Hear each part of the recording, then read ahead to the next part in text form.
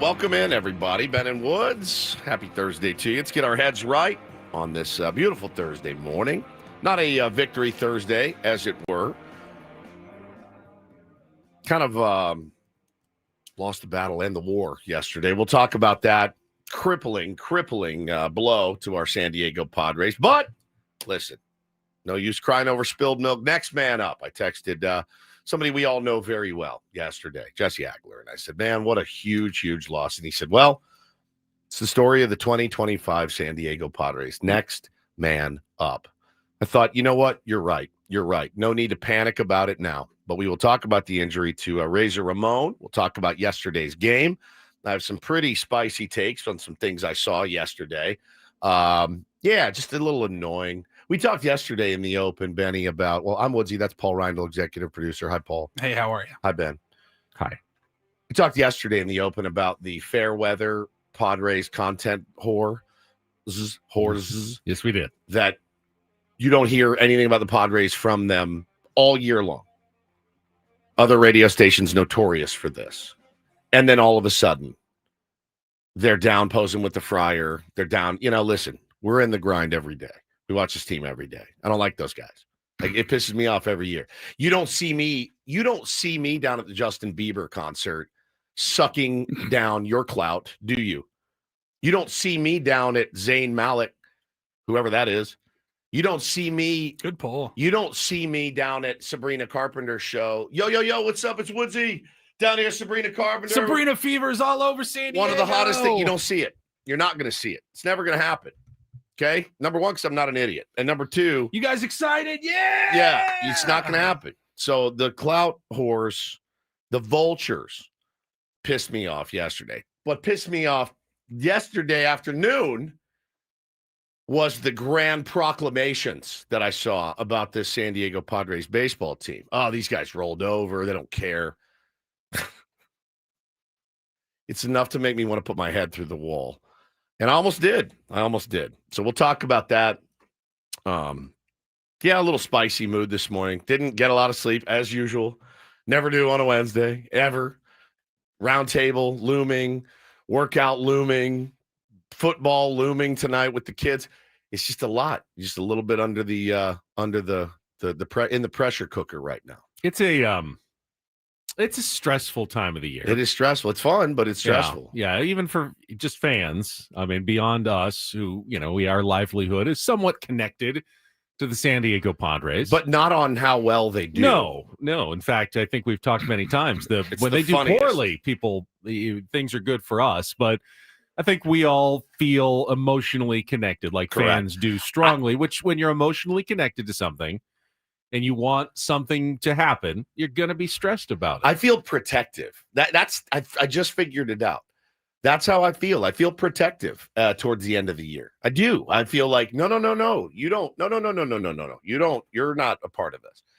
We are a part of this. Our tier ones are a part of this. Gatekeeping, bro? I gatekeep. I do. 100% I gatekeep. Which is not normally something you should be proud of. Correct. I'm not proud. Never did I say I'm proud of it. Right. I never said I'm proud of it. But I gatekeep this time of year. I absolutely do. We all kind of do that. Right. The high-minded among us would like to say, the more the merrier. I saw some of that in the chat. No, the bandwagon, there's plenty of room. There's plenty of room. But it's not for the right reasons. Come on and join us and cheer on your San Diego Padres in their playoff run. It's not for the right reasons. I think secretly we all feel like if you weren't here. Yeah. Back then don't jump on right now with us. I know. Or at least don't act like you're on the same level as us. Exactly. That's it. And listen, that's just me being 100% honest. It's not a cool thing to admit. It makes you look like an idiot. Because we know you'll jump on, and if, something disappointing happens and the Padres are eliminated, you will shrug and go, oh, bummer, they lost. And then you'll move back on to your life. Correct. Whereas we will feel it for days or weeks even. I mean, last year's playoffs are still gnawing at us. Yeah. We're almost damn near killed us. 12 and a half. I mean, it's 12 months since and they're still gnawing at us. He's still just crushing. And everyone else was like, oh, it was a fun run. I guess maybe next year. And they're on to something else in like an hour. Yeah. So Yes. Like, even if they win the World Series this year, there's going to be a small part of somebody's mind that's going to go, could have won 2 in a row. Yeah. Should have been 2 in a row. I know. I get it. Look, today That is one's going to sting. Today is Therapist Appreciation Day, so I'd like to thank both of them, Dr. Robertson, thank you, and Dr. Higgins as well. Not you. I know. Would never go to you for therapy ever. Last Why wouldn't you go to me for therapy? Worst therapist on the planet, and it's not particularly close. I can't think of a worse one. I would rather. I think I'd have strengths and weaknesses. Obviously, I think it would be all weaknesses. Number one, me and my wife are arguing. I wouldn't listen to you. He wouldn't listen. Sure. Strength. Yeah. I'm texting my buddy Scotty about. Hang on, let me get this wordle in. Hang on. Strength. I'm calm. I try not to add to anybody's stresses. It's like it's gonna be okay. Thank you to mine. I wouldn't be here without you. So thank you, Therapist Appreciation Day.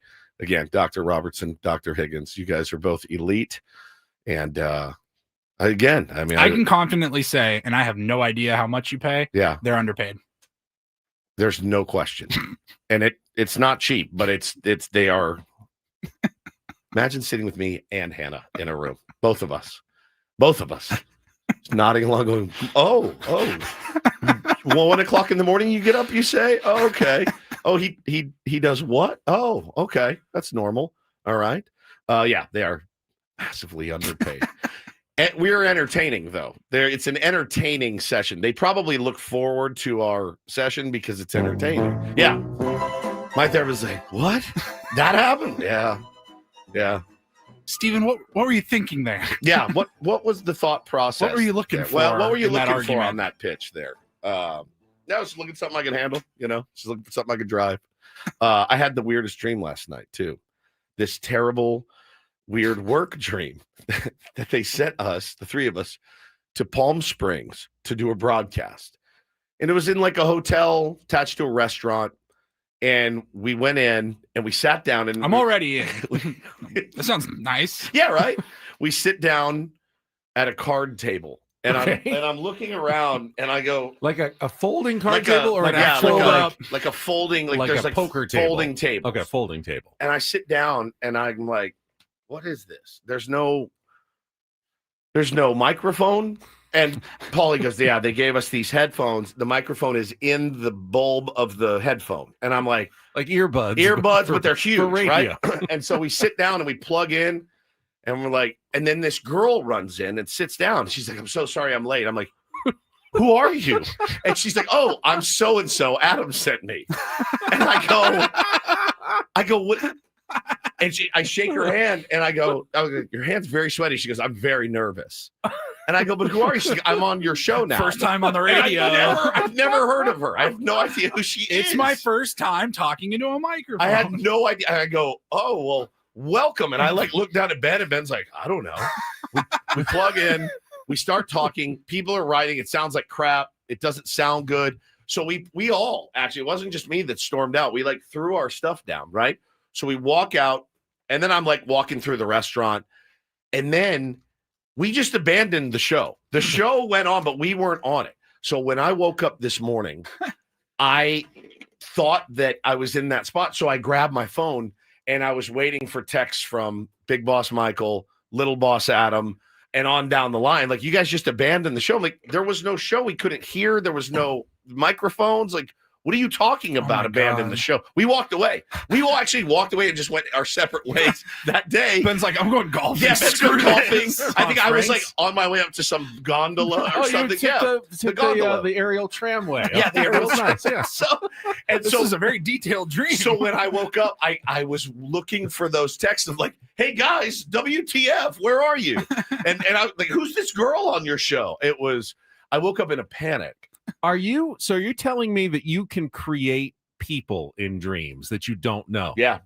I don't think I can. I think everybody in my dreams is someone that I know. I don't create new people. Could be from 20 years ago, but the connection there. It feels like it's someone familiar to me, every character in my dream. This girl, I'd never seen her before. Had no idea who she was, and she was all in a huff. And your mind created this My mind created her, and she was ready to be on the Ben and Wood show. And unbeknownst to us, we had a new co-host walk in and just start. It was wild, man. It was wild.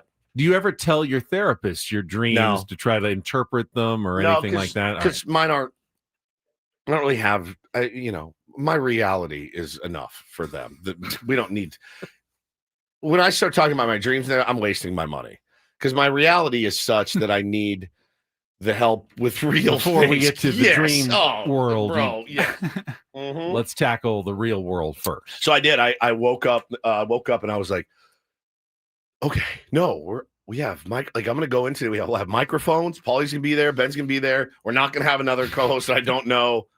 I said we're good. I feel like I've had similar dreams in that you are trying to do your job, but for whatever reason, you're unable to do it. And you worry about the consequences or recriminations of like, I was really trying to do my job and for whatever reason, I could not complete my job. And it feels bad when you can't do that. It was terrible. It was a terrible, work. And then Enrique says work dreams are the worst. They already get you most of the day, and then you dream of work for no pay. Yeah, I did a show. Well, we only did a second of the show, and then we bailed.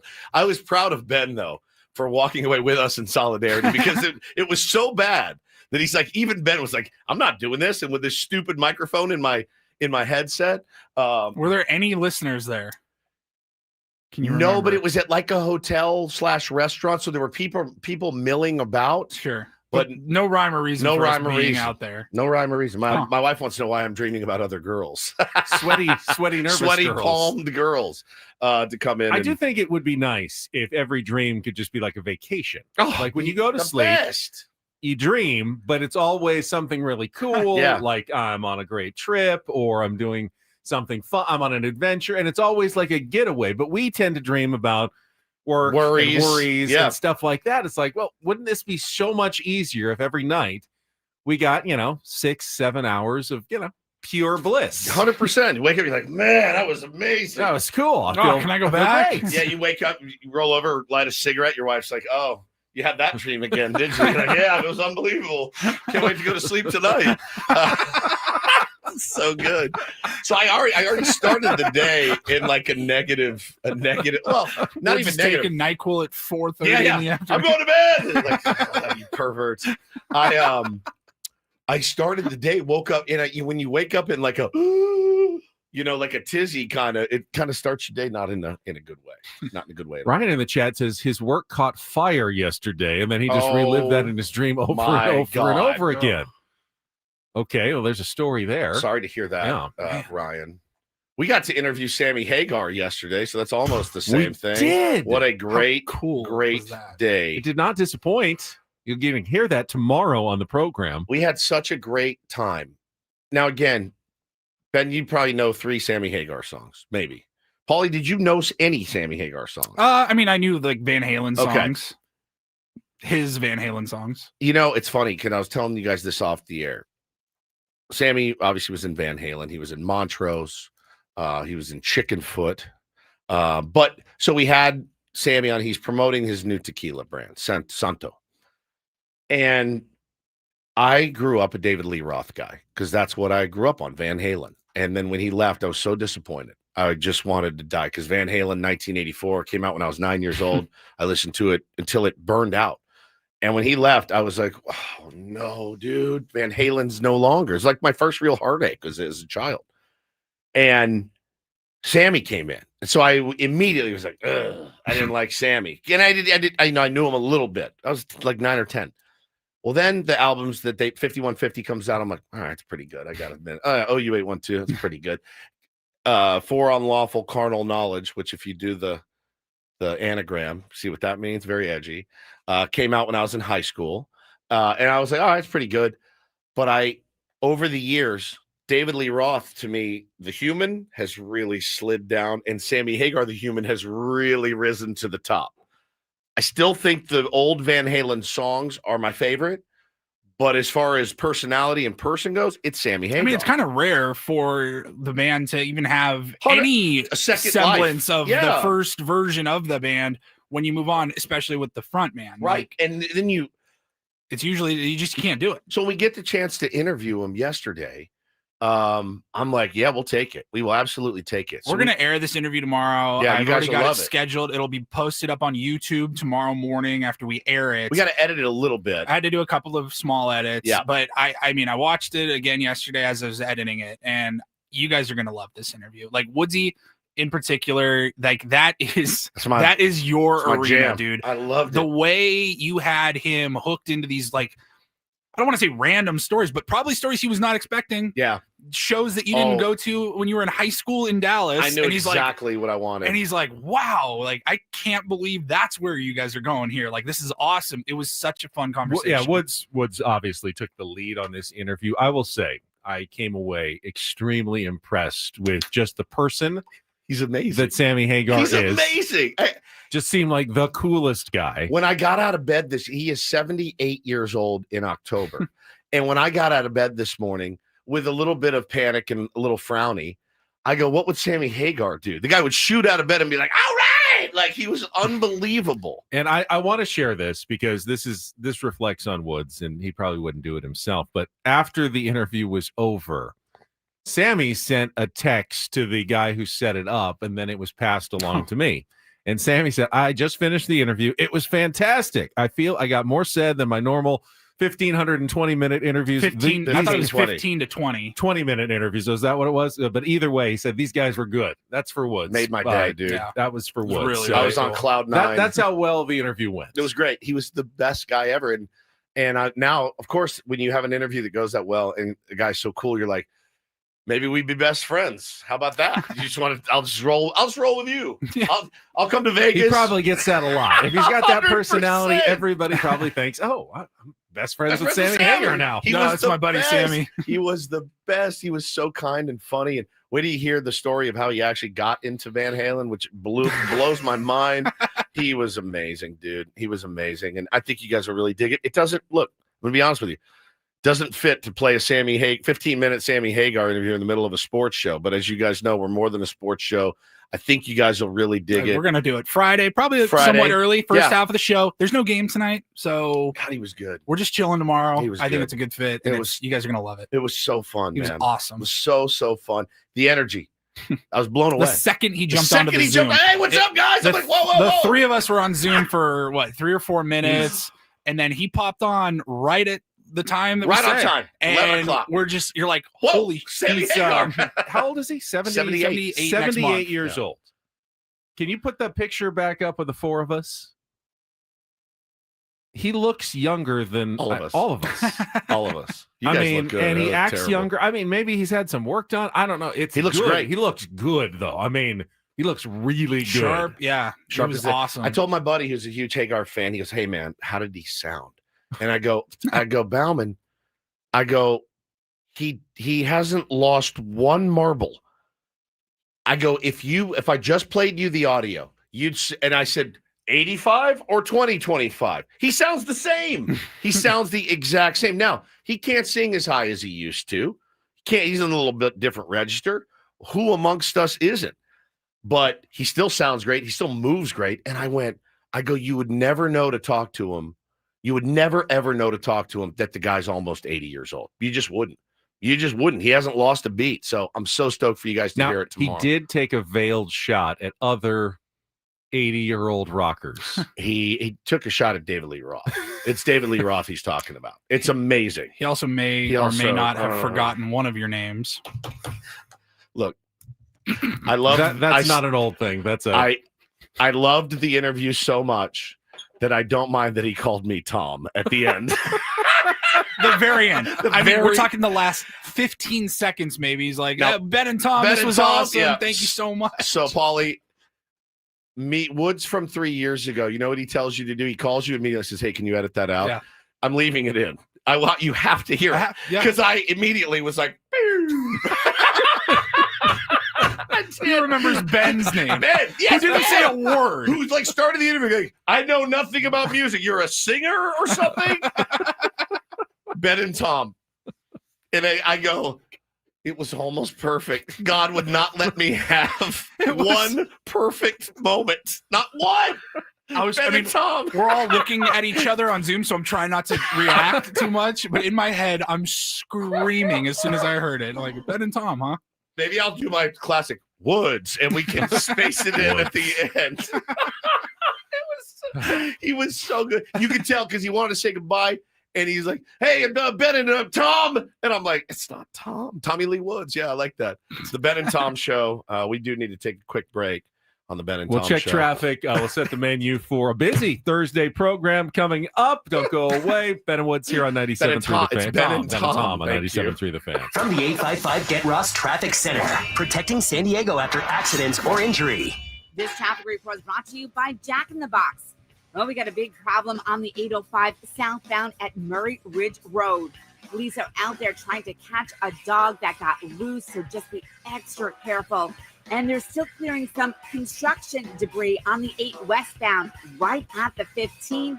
Your hunt for the perfect breakfast sandwich is over. Jack in the Box's sourdough scramblers, starting at $3.49, comes with toasted sourdough, scrambled eggs, melty cheese, and your choice of hickory, smoked bacon, or grilled sausage. Then does you one better by being available all day. I'm Sue Aller with Ben and Woods, San Diego's #1 sports station, 97.3 The Fan. Yeah, as Woods mentioned, kind of Woods. Ben and Woods. Tom. Damn it, man. Ben and Tom.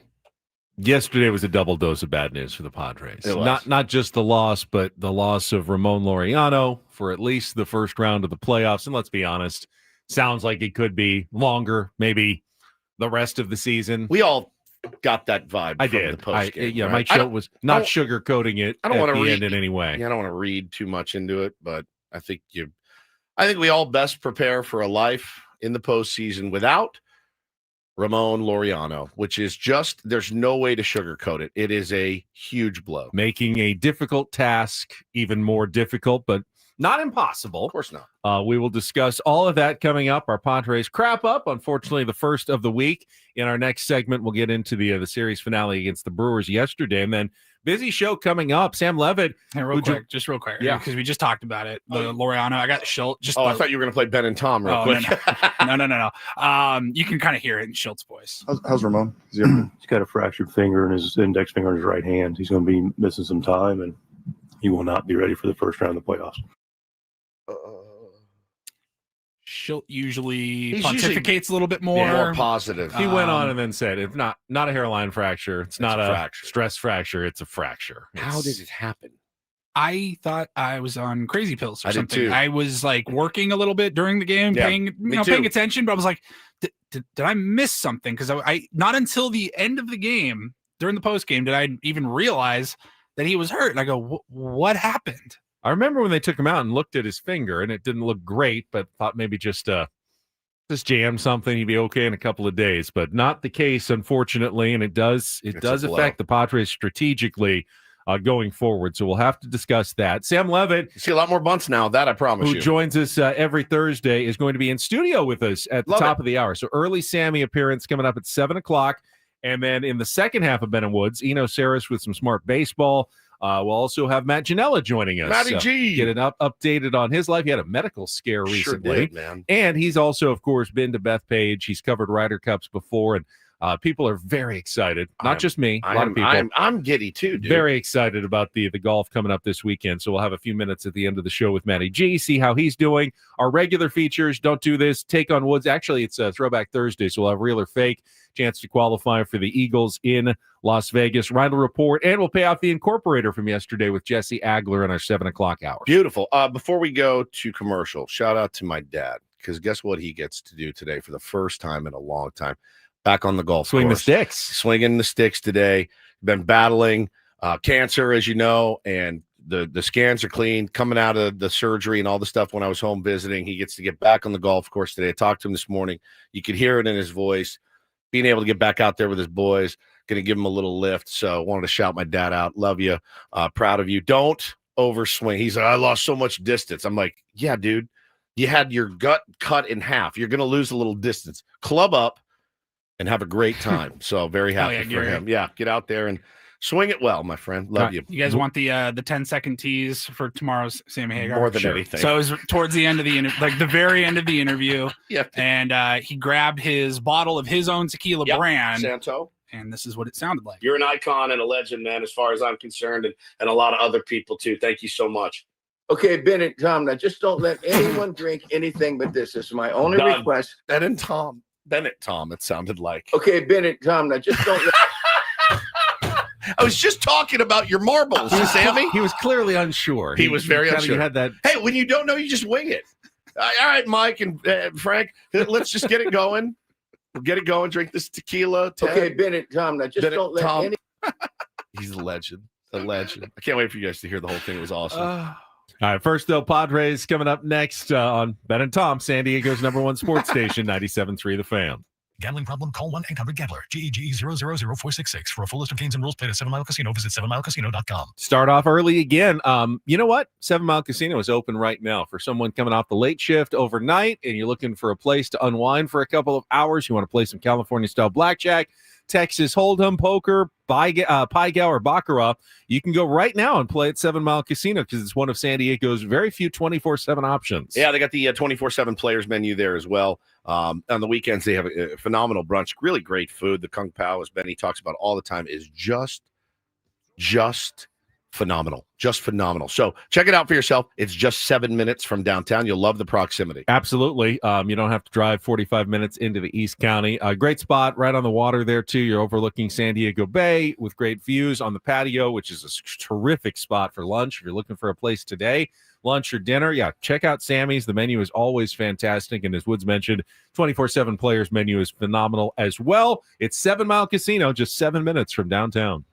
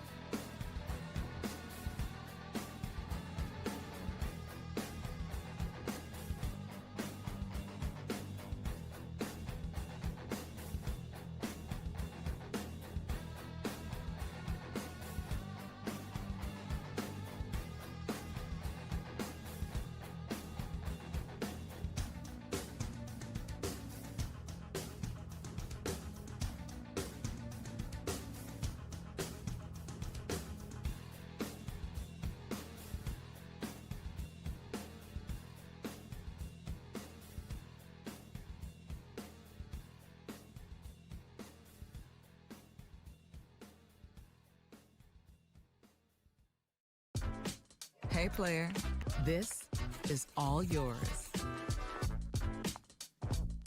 This room with this view. This speakeasy with this cocktail. Hey, could you make that too? The spa with this. Ah. And this pool on this roof. This is all for you.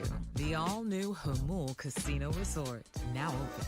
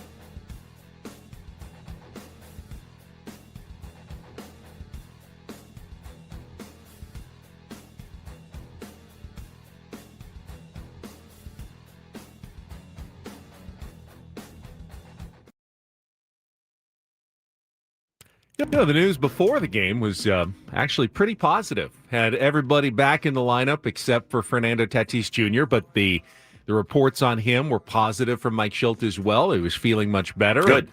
Expects him to likely be back on Friday when the Padres open their final series tomorrow now against the Arizona Diamondbacks after battling his undisclosed illness, fever, chills, nausea. Mike Schilt went through the symptoms the other day. I just call it roundtable day. Sounds like one of our commercial. Nausea, fever, upset stomach, diarrhea, indigestion, diarrhea, loose, oily stool. Yeah, not good, but hopefully he was coming back. And the Padres activated David Morgan from the injured list before the game as well. He'd end up pitching an inning and figures to play a potentially important role for the Padres in the postseason as a guy who can help, bridge the gap to get to Adrian Morejon, Mason Miller, and Robert Suarez now without Jason Adam. And, yes, sir. Getting him back, and he looked pretty David Morgan-like in his first appearance, was also a good thing. So everything was kind of going well. And then the game started, and Padres obviously got the bad news in the second inning about Ramon Laureano, which will be a big focus of our discussion today.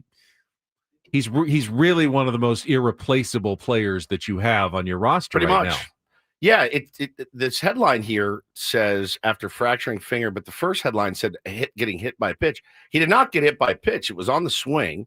And it just, again, one of those freak fluke injuries. And, I know I've been the big proponent of, resting guys and don't chase it. I think this is not one of those cases. Guy DM'd me and said, "Hey, you were right. We should arrest him." I said, "No, this is just one of those. This is a freak injury that could have happened in his next AB in the next game, right? Like if his finger was on the edge here, on the cusp of breaking somehow. That was not a case for me, Ben, where I kicked the wall and said, "Damn it, should have been sitting on the bench." I didn't. I wasn't. Keep in mind, this is baseball. You only have you have a backup catcher, which you always are going to rest your starting catcher. But so of the other 8 starters, you only have 3 other players. Right. So you can't rest everybody. Correct. They all guys, will play. He's got to play. They all will play this weekend because you don't have enough people to stop that. I guess you have 4 now backups because the rosters are expanded, but that means every other day everybody's going to have to play down the stretch. You can't rest Manny and Tatis and Laureano and Rise and Cronenworth every single day. Right. You don't have enough bodies to do that. They all have to play. So no one is at fault for this. No one made a mistake. There was no malpractice on the part of Mike Schilt by having Ramon Laureano in there. It simply was a very unfortunate, unlucky event for your San Diego Padres, which they will now have to overcome. And right hand, right finger, index finger, so top, I believe. Yeah. So top hand. Somebody said, "Can he just play defense?" No, can't throw. I would imagine with a broken middle. It's a middle finger. It's just a bummer. I mean, it's just a bummer. There's no other way to look at it. And our buddy Tommy tweeted yesterday, it's a really huge loss because the Cubs have 2. You're going to be seeing 2 lefty starters out of the chute. Whether it's here or there, it's probably going to be there. You're going to be seeing 2 lefty starters out of the chute, Ben, and then they have 4 left-handed relievers, one of which is Drew Pomerantz, by the way. So yeah, it's a really, really big blow. We don't have a tremendous amount of right-handed power on the bench either. So as far as your options go, one thing that we kicked around was you could call up Crash Davis. And wouldn't it be fitting, Crash Davis, he being Luis Campusano, wouldn't it be so fitting in baseball-like that the dude gets, 15, 16, 21 at-bats, something like that in the regular season, goes over, comes into the playoffs, and continues what he did at AAA at this torrid pace he was on, and is your DH, pinch hitter, whatever, against a lefty. Stranger things have happened, certainly. That's why you got to stay ready all the time. You never know what can happen. That is an option. I don't know that it's going to be the option that they choose, but that certainly is an option, a right-handed power hitter. Now, I will point out, and I don't think this is entirely relevant, but Ramon Laureano had been slumping, hitting 148 the last 15 games. That doesn't mean he was going to slump in the playoffs. Right. It's still a bad thing that he is not with the San Diego Padres, but it is also baseball.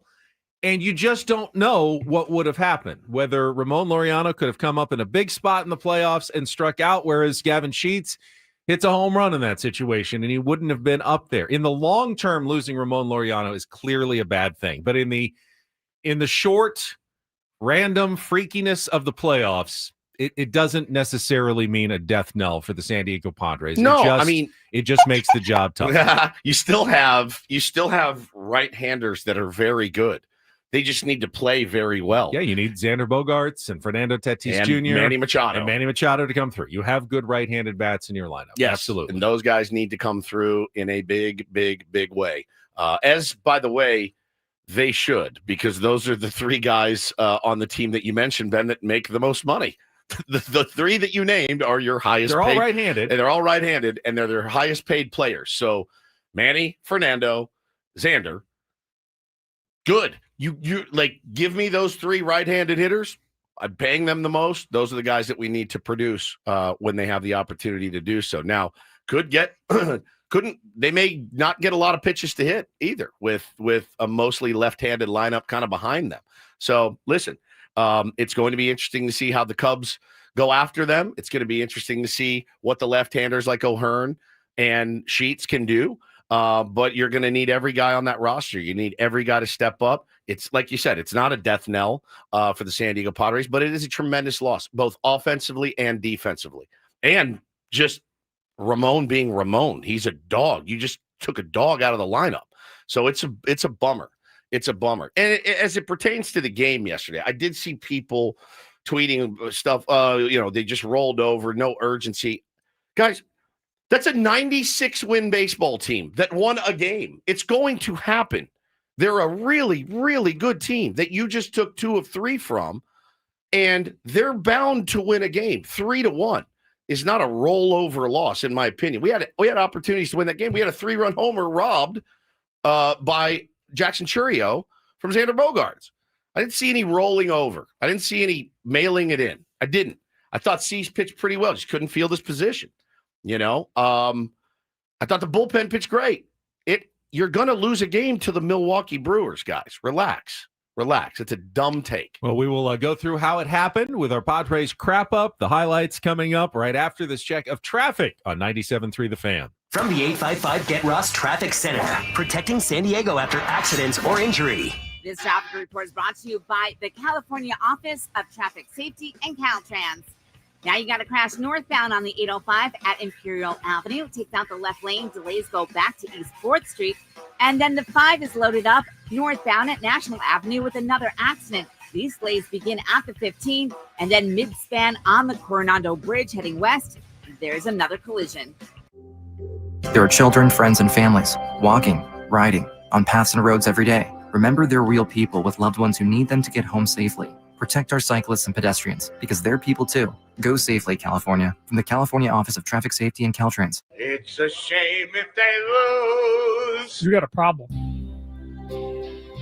Oh, a shame indeed. I couldn't agree more. Here are the lowlights from yesterday's game. What the heck happened? Are you kidding me? Can't even believe it. It's the Padres wrap-up. presented by the Mool Casino Resort, the player's place. We'll give it 16 minutes of salt, and then we'll, get back on the pump and figure it out. 2-1, hard hit, one hop to Bogaerts. Flip to second one. Cronenworth to first. In time and a double play. Padres get away with all of it. No runs, no hits, an error, and 2 guys left on base. 3-2, Vaughn swings, lines it over Machado into left field, a base hit. Terang will come in to score as it rolls to the base of the wall. Vaughn motoring into second with an RBI double, and the first run of the day today belongs to the Milwaukee Brewers. 1-0 here in the 5th. 1-2 in the air to left field. That's well struck. Powers is back into the corner at the wall. This one gonna go. Jackson Merrill puts it over the little wall in left field. An opposite field homer to tie this game. 1-1 in the bottom of the 6th. Morejon, a look back at second base. Now the pitch. Churio runs and a line drive into center field. That's a base hit. Churio will come in to score as Merrill's throw rolls to the plate. And an RBI single for Terang with 2 outs in the 7th. Puts the Brewers back ahead. It's 2-1. Jansen in the air, deep down the left field line. Sheets back to the corner watching, and this one is gone.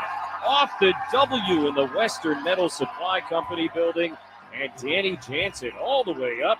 A solo shot here in the 9th inning to extend the Brewer lead. It is 3-1. Trying to get the tying run to the dish here in the bottom of the 9th inning. 3-2 again. 8th pitch of the at-bat, and a swing and a miss. Good slider to strike him out. And Uribe, a 1-2-3 9th inning to pick up the save. And the Brewers avoid the sweep here this afternoon with a 3-1 win over the Padres. And the shot at a home wild card series gets a little bit slimmer now. See how it goes later tonight with both the Dodgers and the Cubs in action. Final score this afternoon, the Brewers 3 and the Padres 1. I think this is one thing we talked about this season, and it's one of those seasons we have seldom had our entire lineup in one piece. So we're used to it, and we figured it out, and we've gotten this far, and we're going to go much further with it. And a lot of confidence in the group that we have. The 13 that'll be on our playoff roster are more than seasoned and battle tested and ready to go win baseball games.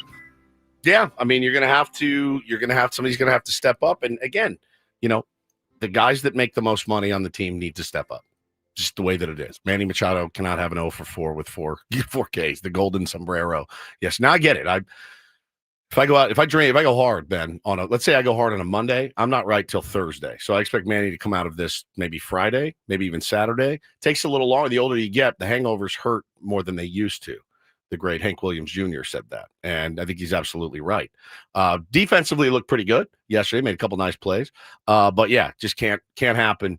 You can't happen starting next Tuesday. You need more from your right, especially against that team replete with left-handers. You need more from your right-handed hitters, and you're going to need more from your left-handed hitters too. It's the playoffs. I would say that yesterday's game, though, turned on 2 pivotal moments. The first, you already mentioned it.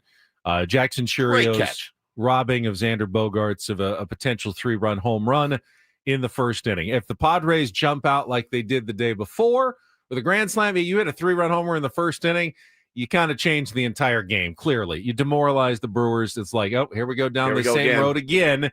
So he kind of energized the Brewers, stabilized Chad Patrick, who gave them the 3 innings they were looking for without giving up a run, ended up striking out 6. So he was solid. Then you play along, as you said, Dylan Cease, not bad, not dominant, not bad. Ended up giving that last 2-out hit to Andrew Vaughn. Yep. Otherwise, you could have gotten through 5 shutout innings. Ended up giving up a run, though, in 5 innings. Certainly 5 innings pitched, 6 hits, 1 earned run, 8 Ks. The fielding, woes or whatever puts a little bit more pressure on him and the defense. But, again, like, wouldn't you sign up for that for Dylan? If I promise you that start next Wednesday. Take it. In a heartbeat. Take it. In a heartbeat. And that is against, as you said, a playoff team. Correct. A team with the best record in baseball. In a heartbeat. If you're taking anything other than that was an encouraging start for Dylan Cease, then you really are looking for the negative. You really hate Dylan Cease. You really because do. 5 innings, 6 hits, 1 run, 1 earned, 2 walks, 8 Ks. Yeah, it was a positive. It was absolutely a positive. Jackson Merrill staying hot is a positive. His solo home run off Fetty in the 6th to tie it. Yeah, Adrian Morejon gave up a run. He's human. Big deal. Adrian Morejon is going to be one of your best weird relievers. To see. It's weird, so weird to see. You know what? I walked back into the kitchen or something. I came back to the TV and I saw the run score, and then they showed the picture, and I saw like Morejon was like tying his cleat or something, and I go, "Whoa!" I'll admit, I could not see, like, how are the Brewers the best team in baseball? Other teams the Padres have faced seem so much scarier. You face the Dodgers, you face the Phillies, you face the Mets. They all feel like those teams are way better than the Brewers. And you face the Brewers and you go, they've won 4 of 5 against the Brewers. This lineup doesn't really scare me. That game told me why. Correct. Guys like Bryce Terang with a really good at-bat against Adrian Morejon. Defense making sensational plays. That's how they won all those games this season. That was a sign. But that wasn't it either. The other key moment was in the bottom of the 7th when the Padres were down 2-1 and they loaded the bases with 1 out. After an intentional walk to Jake Cronenworth, they had Freddie Fermin up. And not being able to get runs in that situation, Fermin striking out looking on a pitch that just ticked the bottom of the zone. It was a strike. Freddie Fermin was mad enough to get ejected along with Mike Schilt, arguing that situation. I don't blame Freddie. If you went back and looked at, Dylan Cease's throwing the same slider to the same spot that lit up the same zone, he didn't get that call, and Freddie Fermin knows that better than anybody. I've sat there this whole game, Chad Fairchild, and you have not given that pitch. So I took it knowing you're not calling that a strike. And you called it. In the biggest moment of the game, you changed your strike zone on me. So when people say, stop arguing, it was a strike, it lit up the zone. Not what he was arguing. Freddie Fermin knows you have not given that pitch to my pitcher the whole game, and now you're doing it here. So I think reasonably mad in that situation. Mike Schilt tried to go out and protect him. He got ejected as well. Did Schilt even say, because I saw Schilt go, I didn't even say anything to you. He was coming out to jump. Did Freddie get ejected? He did. I think they both got run? ejected, I believe. I thought only Schilt got run. Fermin did not get ejected. All right, that's what he went out there just he said, I think it was to eject me, not Freddie then. Yeah, it's good work by Schilt. Going out there. Yeah, Fermin was. That was the key there. And then Luis Arraez, flying out to center field in that situation with the bases loaded. He had some good. I thought he's looked good lately though. 13 game hitting streak. Took a walk yesterday as well. He's got a lead off for this team. He has to be a leadoff hitter. It doesn't look bad. To be I don't see hitter. Mike Schilt making that change with Tatis back. I'm guessing that Tatis goes back to the leadoff spot, but I do like the look. Again, of Arraez in a leadoff spot like he was all of last season. It looked like you were just going out there to protect your player. Was there some arguing over balls and strikes as well? Or? Well, I mean, that was why he was upset, Freddie, and I was upset as well. So, yes, sir. Fantastic. You got to hit him leadoff. He is your leadoff hitter. In my opinion, he's got to hit leadoff.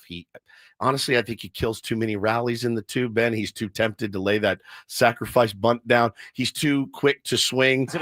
He's too quick to swing at a ball out of the zone when Nando gets a good jump and tries to steal a bag.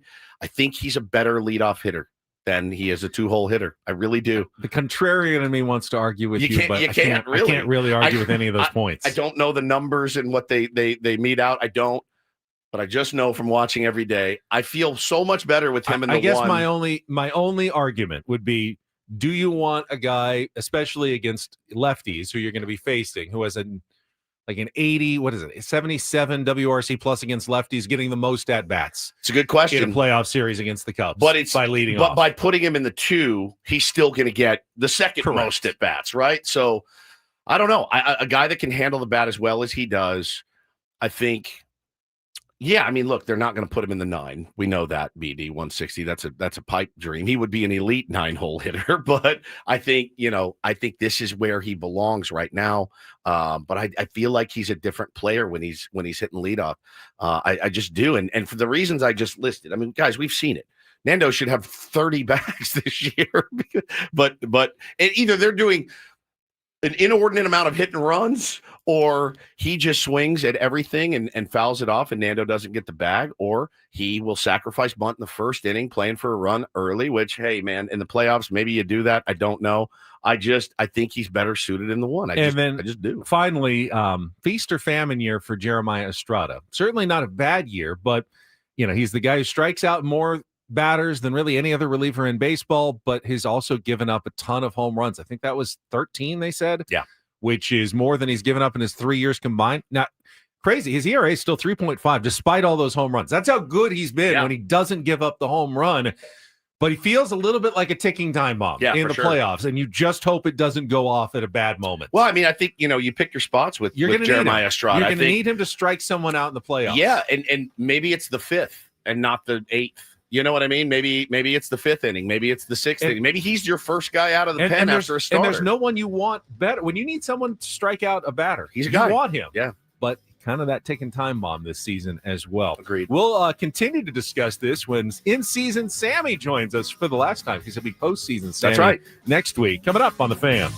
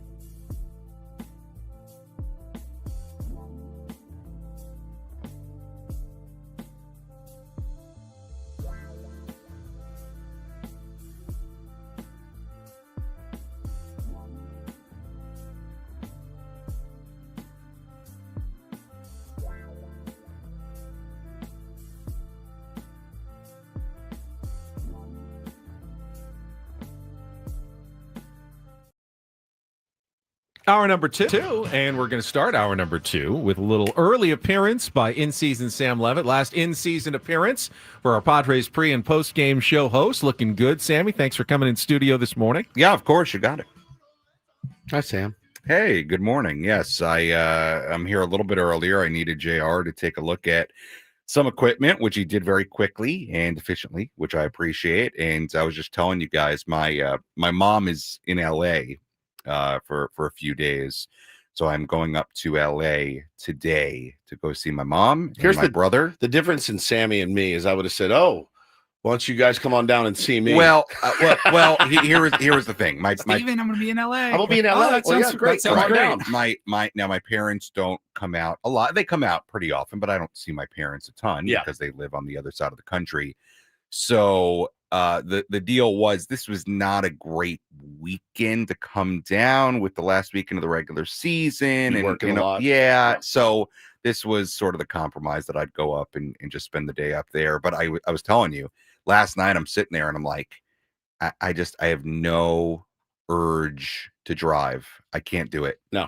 I was like, it sounds terrible driving back and forth. I've done it before, but it was just one of those things where I was like, I just want to chill. So I'm taking the train. Plus, rent a helicopter. You've got more travel coming up next week, it looks like. Yes. Because we haven't gone through the standings, but if you scenario time. If you woke up late, if you stayed up or got to bed early and you're just waking up, Dodgers and Cubs both won. So the Padres are now 2.5 games behind both teams for the wild card in the division, which means unless a very unusual sequence of results happens in the last weekend, the Padres will be going to Chicago for the wild card series. And Sammy, you are expected to be traveling along with them next week to Wrigley Field, which will be very exciting. I was texting with my buddy and he goes, I know you'd rather be at home, but that would be an amazing series to go to. And you're going to be there. How excited are you for that? I'm really excited. Look, I would have loved to have the games at home too. And never say never, could still happen hypothetically, although it feels like yesterday it kind of took a dip in that probability.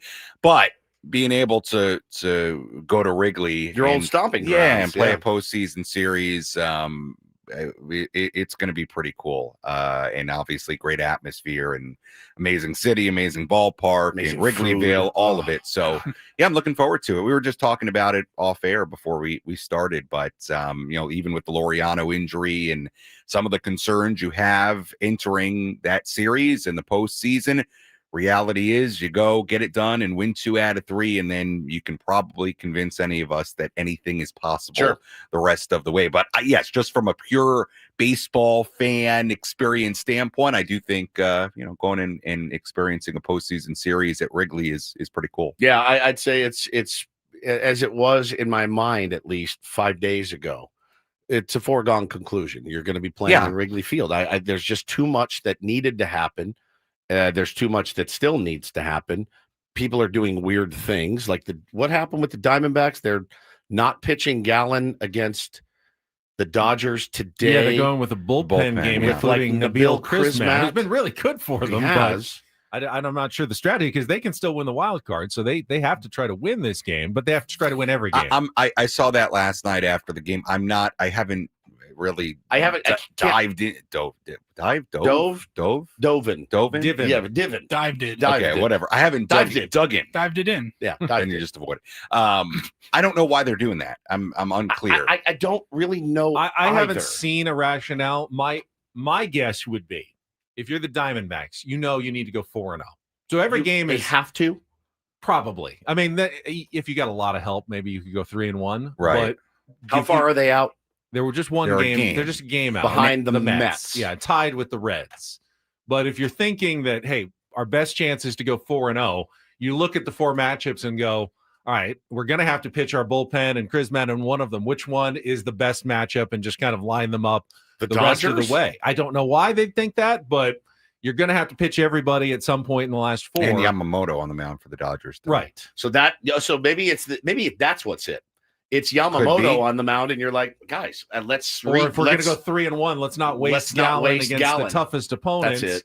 And save for the weekend against the Padres, who will have nothing to play for. Literally nothing. Probably. Yeah, I mean, I'm not saying that it's not important, but the chances are the Padres will be locked into their spot, And the Diamondbacks could be playing for everything this weekend. So they may be looking and going, hey, those are 3 games that they're resting some guys. They're resting bullpen guys. We need to come in and sweep the San Diego Padres to end the season. Yeah. And that's where their focus is now. Now, I'm not sure without looking, and I should know this, but I don't. I know the Reds have the tiebreaker against the Mets. I'm not sure about the Diamondbacks. Have the tiebreaker, I believe. I think but I think it's that they went 3-3 it's against each other, and then it goes to the divisional record. And I think the Diamondbacks might have that. I should know this, and I'm not sure. I can tell you looking. quickly. So the Diamondbacks are currently 26-22 against the West. The Mets are 24-25 against the East. So that would mean the Diamondbacks. But would have the also, tiebreaker. They have the one more game tonight against the Dodgers, and the Mets play the Marlins this weekend. Can that change if the Mets were to? It could change if the Diamondbacks lost all their games, but if they lost all their games, they'd be out anyway. So assuming they have to win games, they will end up with the tiebreaker over the Mets. I got to tell you, it is kind of amazing that they are even where they are, the Diamondbacks. I mean, consider what they sold off. It's nuts. It's crazy. Torey Lovello, and I know you guys like him. Love He's a great guy, and I've had a chance to talk to him a ton. And he does a good job. He does a really good job. And they had that game in hand last night against the Dodgers. I watched the last inning or two. They came back again and scored off of Vesia. Now, Roki Sasaki, if you're a Dodger hater, as we are, Roki Sasaki coming back and looking almost unhittable is a nice lift for them in a really desperate situation. He had a good inning or two at the beginning of the season and then fell apart as well, though. Yeah, that's true. But that was as a starter. You know, him coming out and just emptying the tank for an inning is pretty dirty. Using Clayton Kershaw out of the bullpen last night was interesting as well. Clearly a playoff preview. Oh yeah, that's going to be his role now. In closer. The I mean, he was in a tie game, so I mean, he'll pitch out of the bullpen for sure. Wanted to get his feet wet again. I think he's only done it 4 times. If you're them and it's a high leverage situation, like why not? If I'm them, else. If I'm them, the Sasaki Kershaw high leverage thing is 100% something. Yeah, I'm going it's to. a danger. They've been so bad. Kershaw, doesn't have. I mean, he has the slowest average fastball in baseball. He doesn't have the swing and miss that he used to. If you're coming in and you need a strikeout from a reliever, I mean, he can spin it still. And he's crafty. But are you really bringing in Clayton Kershaw with the bases loaded and one out? I don't know. You know the answer. The answer is yes. He will. He's done it every postseason. Look, I don't want to be a jerk. I said it last year. I'll stand by it. They won the World Series last year because Clayton Kershaw was hurt and Dave Roberts didn't jam him into some special moment. Tell me I'm wrong. Tell me definitively I could see a scenario where instead of Walker Buehler on the mound at the end there, it's Clayton Kershaw. He has jammed that dude into the worst situations in history. He's hurt, doesn't pitch. Dave's like, I have to lean on Trinan and Phillips and these guys, and they win the World Series. He didn't jam him into that, wasn't chasing moments for Clayton Kershaw. And I get it. I would have done the same thing. That's my GOAT. That's the best left-handed pitcher maybe ever. Of course I'm going to get him in, get him some opportunity. We'll have our mad bum. No, it didn't work, and it never worked for them. And the fact that he didn't have that lever to pull last year worked in their favor. It just did. He's the greatest regular season pitcher that I've ever seen in my lifetime. Nobody's better. Postseason, different stories. A 500 pitcher with a 5 ERA. It's just, that's not an opinion. Those are facts. And I thought, last night with watching that, I went, oh man, if he serves it up here, holy cow. If he serves, they hit a couple balls hard off of him. But I said, if he serves it up here, it's over for them. But I think Roki coming back and having a new role will be nasty. Dodgers will clinch the National League West with a win today over the Diamondbacks. The magic number is 1 because they have the tiebreaker. But, Sammy, we were talking yesterday. Honestly, I don't really want to be on that side of the bracket in the National League with the Phillies and the Dodgers. I would rather be where the Padres are. Doesn't mean they're going to win. Doesn't mean they'll beat the Cubs. But to me, the Cubs and the Brewers are not as scary of a route to try to get to the National League Championship Series than going on the other side against the Mets, the Phillies, and then maybe the Dodgers. And to me, this is probably the best route. I'd rather have them caught the Cubs and had them at home. But other than that, they're in the place that they should be. I totally agree. Look, I think 2 things can be true at once when you consider the Padres and the division title. Number one, and we can get into, and we have obviously, all the things that had to happen this week for the Padres to catch the Dodgers. Reality is this: if you are disappointed about the Padres not winning the NL West, the reality is the Dodgers left the door open for a month and a half, 2 months. The Padres did not walk through it. They didn't take the opportunity, which, to your point, Ben, you look at the bracket. I'm totally with you. I would avoid the Phillies. They scare me a lot. They hit 8 home runs. And I just, the Phillies, I just keep having this feeling where one of these postseasons, it feels like to me that they're going to figure it out the whole way and get really hot for 3-4 weeks and go do it. And I don't know that you want to be in the path of that when that happens, if that happens. Right. I do. If the Padres do end up facing the Phillies, you got to face them. Yeah. I'm glad that you're not facing Zach Wheeler twice. Right. You know what? Because he's the guy that scared me the most in their rotation. But at least, like, if you had to face him in an NLCS, the Padres will be in the NLCS, They'll be in the NLCS. And be hot enough and have done enough where everybody in this city is believing they can go beat the Phillies and do it. I can't even worry about Yeah, it. I gotta beat Shota and Managa on Tuesday. Right. That's all I worry about. I'll tell you what. And a Brewers fan can clip this and rub it in my face, when they're in the World Series. Here we go. But I'm just looking at that. I'm just comparing it to the Phillies. I'm looking at that Brewer lineup in this series. Now they're pitching, and the Padres didn't see their best pitching. Yeah. But I'm looking at their lineup, and just from the pure looking at the names, and they've had a wonderful season. Obviously, you're just like, this seems beatable. Of course, more beatable, or at least less scary than when you go to play the Phillies. But they've done this before. The Brewers have put together. Again, where they're gonna make their money, where they're going to really be able to prove people wrong is in the playoffs, right. and we've seen it before. Really, and they're going to have to lean on their pitching. Cubs of the Padres. Yeah.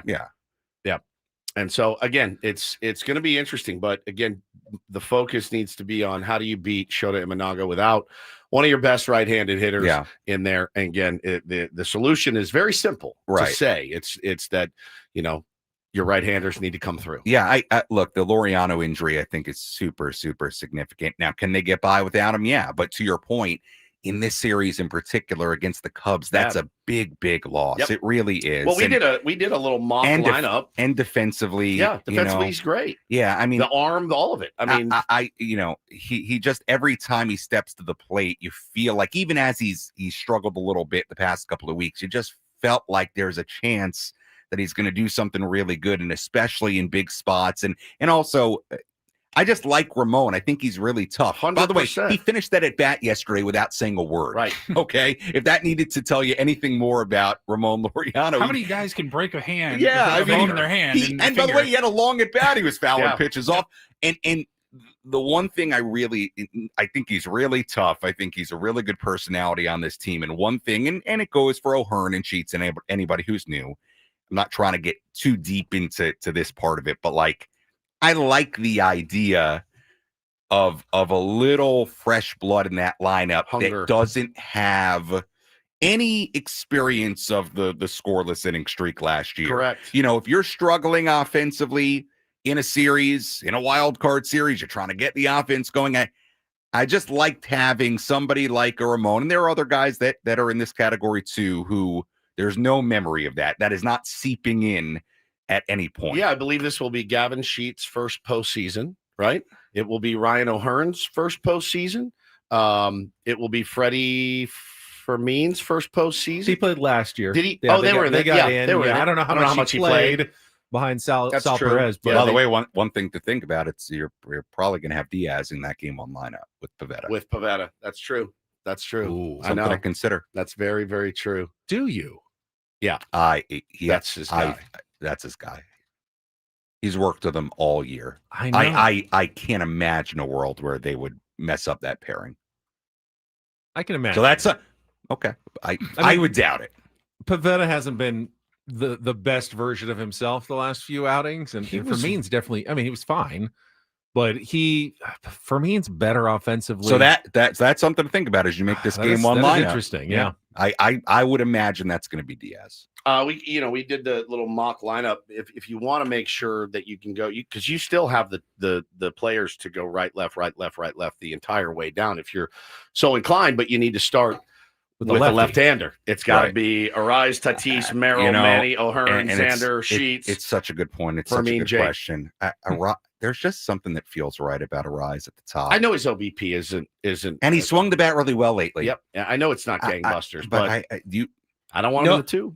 I know, but knowing what you know about how the Padres usually operate on these things, as soon as Tatis goes back, he goes right back to the top.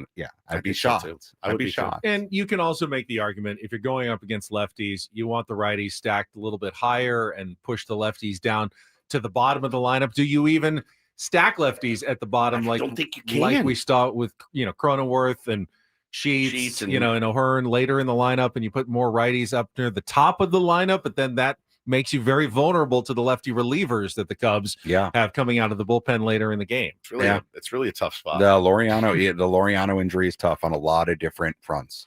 Defensively,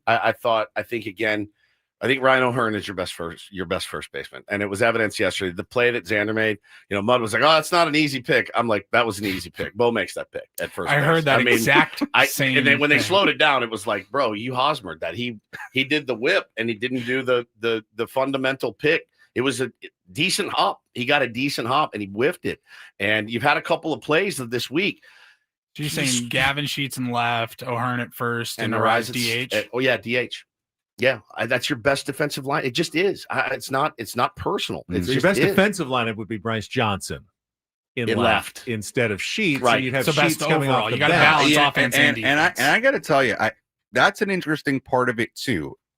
I do wonder, and I don't know if you would see it game one, but could Bryce Johnson get a start? Bro, he's been really good when he's had opportunities. If you did, it would be against a lefty. Yeah. And then you still have Sheets then coming off Absolutely. the bench in a spot against I think a righty. that would power be off the bench. You have no power on your bench. If you start Sheets, right, you have no power on your bench at all. O'Hearn was on the playoff roster last year for the Orioles. I forgot they were in the playoffs. So they had a little taste. But like you said, Sammy, your point remains.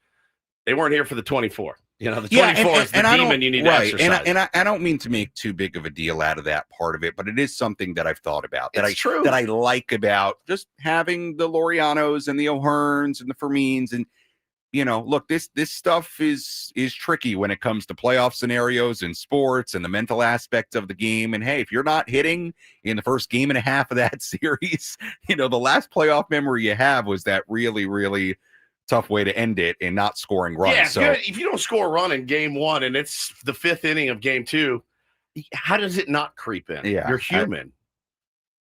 Hopefully it doesn't. Hopefully it doesn't. Sammy, appreciate you coming in. Is this your first Amtrak trip up to Yes, Los I've Angeles? never taken the Surfliner. Enjoy all the stops. You'll wonder why is it stopping. Well, so often I hear on the it's way very up, pretty. It is. You've It's got nice. some nice views. Yeah, on I your just, way. and it's more of a production. I'm gonna Uber right now to the train because I'm worried about the parking over there. But I can't bring myself to drive today. I don't blame you. I don't want to sit in the traffic. not I don't even want to a little. drive back it later. I don't blame you. I'm doing the train. Next Good time for we you. talk to you, it may be from Chicago. Yes. Yeah, buddy. Yeah, maybe Have Monday fun. morning. All right, Yeah. Sam Levit, right. in-season Sammy See you, last Sammy. time. See ya. Until postseason Sammy makes his first appearance next week. We will take a timeout. When we come back, don't do this. Very embarrassing announcer mistake last night. Could see this happening to us. Yeah, it could absolutely happen. We'll get to that coming up next with Benna Woods after a check of traffic here on 97.3 The Fan. Well, listen, I don't know that QC Kinetics would help Ramon Laureano with a broken finger, certainly. But if you have joint pain and it's not broken, QC Kinetics can definitely help you with that. They have with me and my wrists, got me back on the baseball field, back in the gym, back on the golf course, back playing with my kids, doing all the stuff that I love to do that I couldn't do for a while. It's kind of a panicking feeling. It really sets in of like, is this going to be debilitating my whole life? Because there's a lot of stuff I love that I wasn't getting to do. And it really messed with my head, to be honest with you. And then you factor in the pain that you feel every single day and night when you're trying to sleep. They are a godsend for me. So check them out. It's long-term lasting relief. It's advanced regenerative medicine, advanced cellular treatments that helped my body heal and restore the damage that I had in my joints. So I'm talking knee, I'm talking fingers, I'm talking wrists, your neck, your back, whatever it is, at least get the free consultation if you're suffering right now. You don't have to. They got locations in Hillcrest and Torrey Hills. 619-614-PAIN is the number, 619-614-PAIN. Call them today, free consultation. They'll walk you through it. Very, very simple to do. 619-614-PAIN. It's QC Kinetics.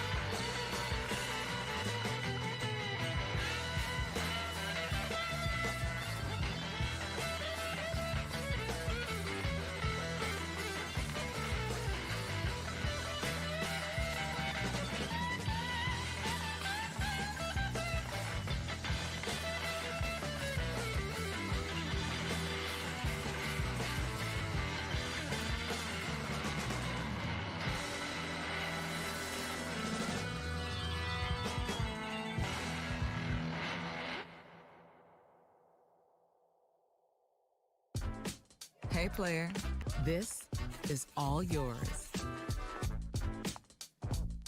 This room with this view. This speakeasy with this cocktail. Hey, could you make that too? The spa with this. Ah. And this pool on this roof. This is all for you. The all-new Hamul Casino Resort, now open.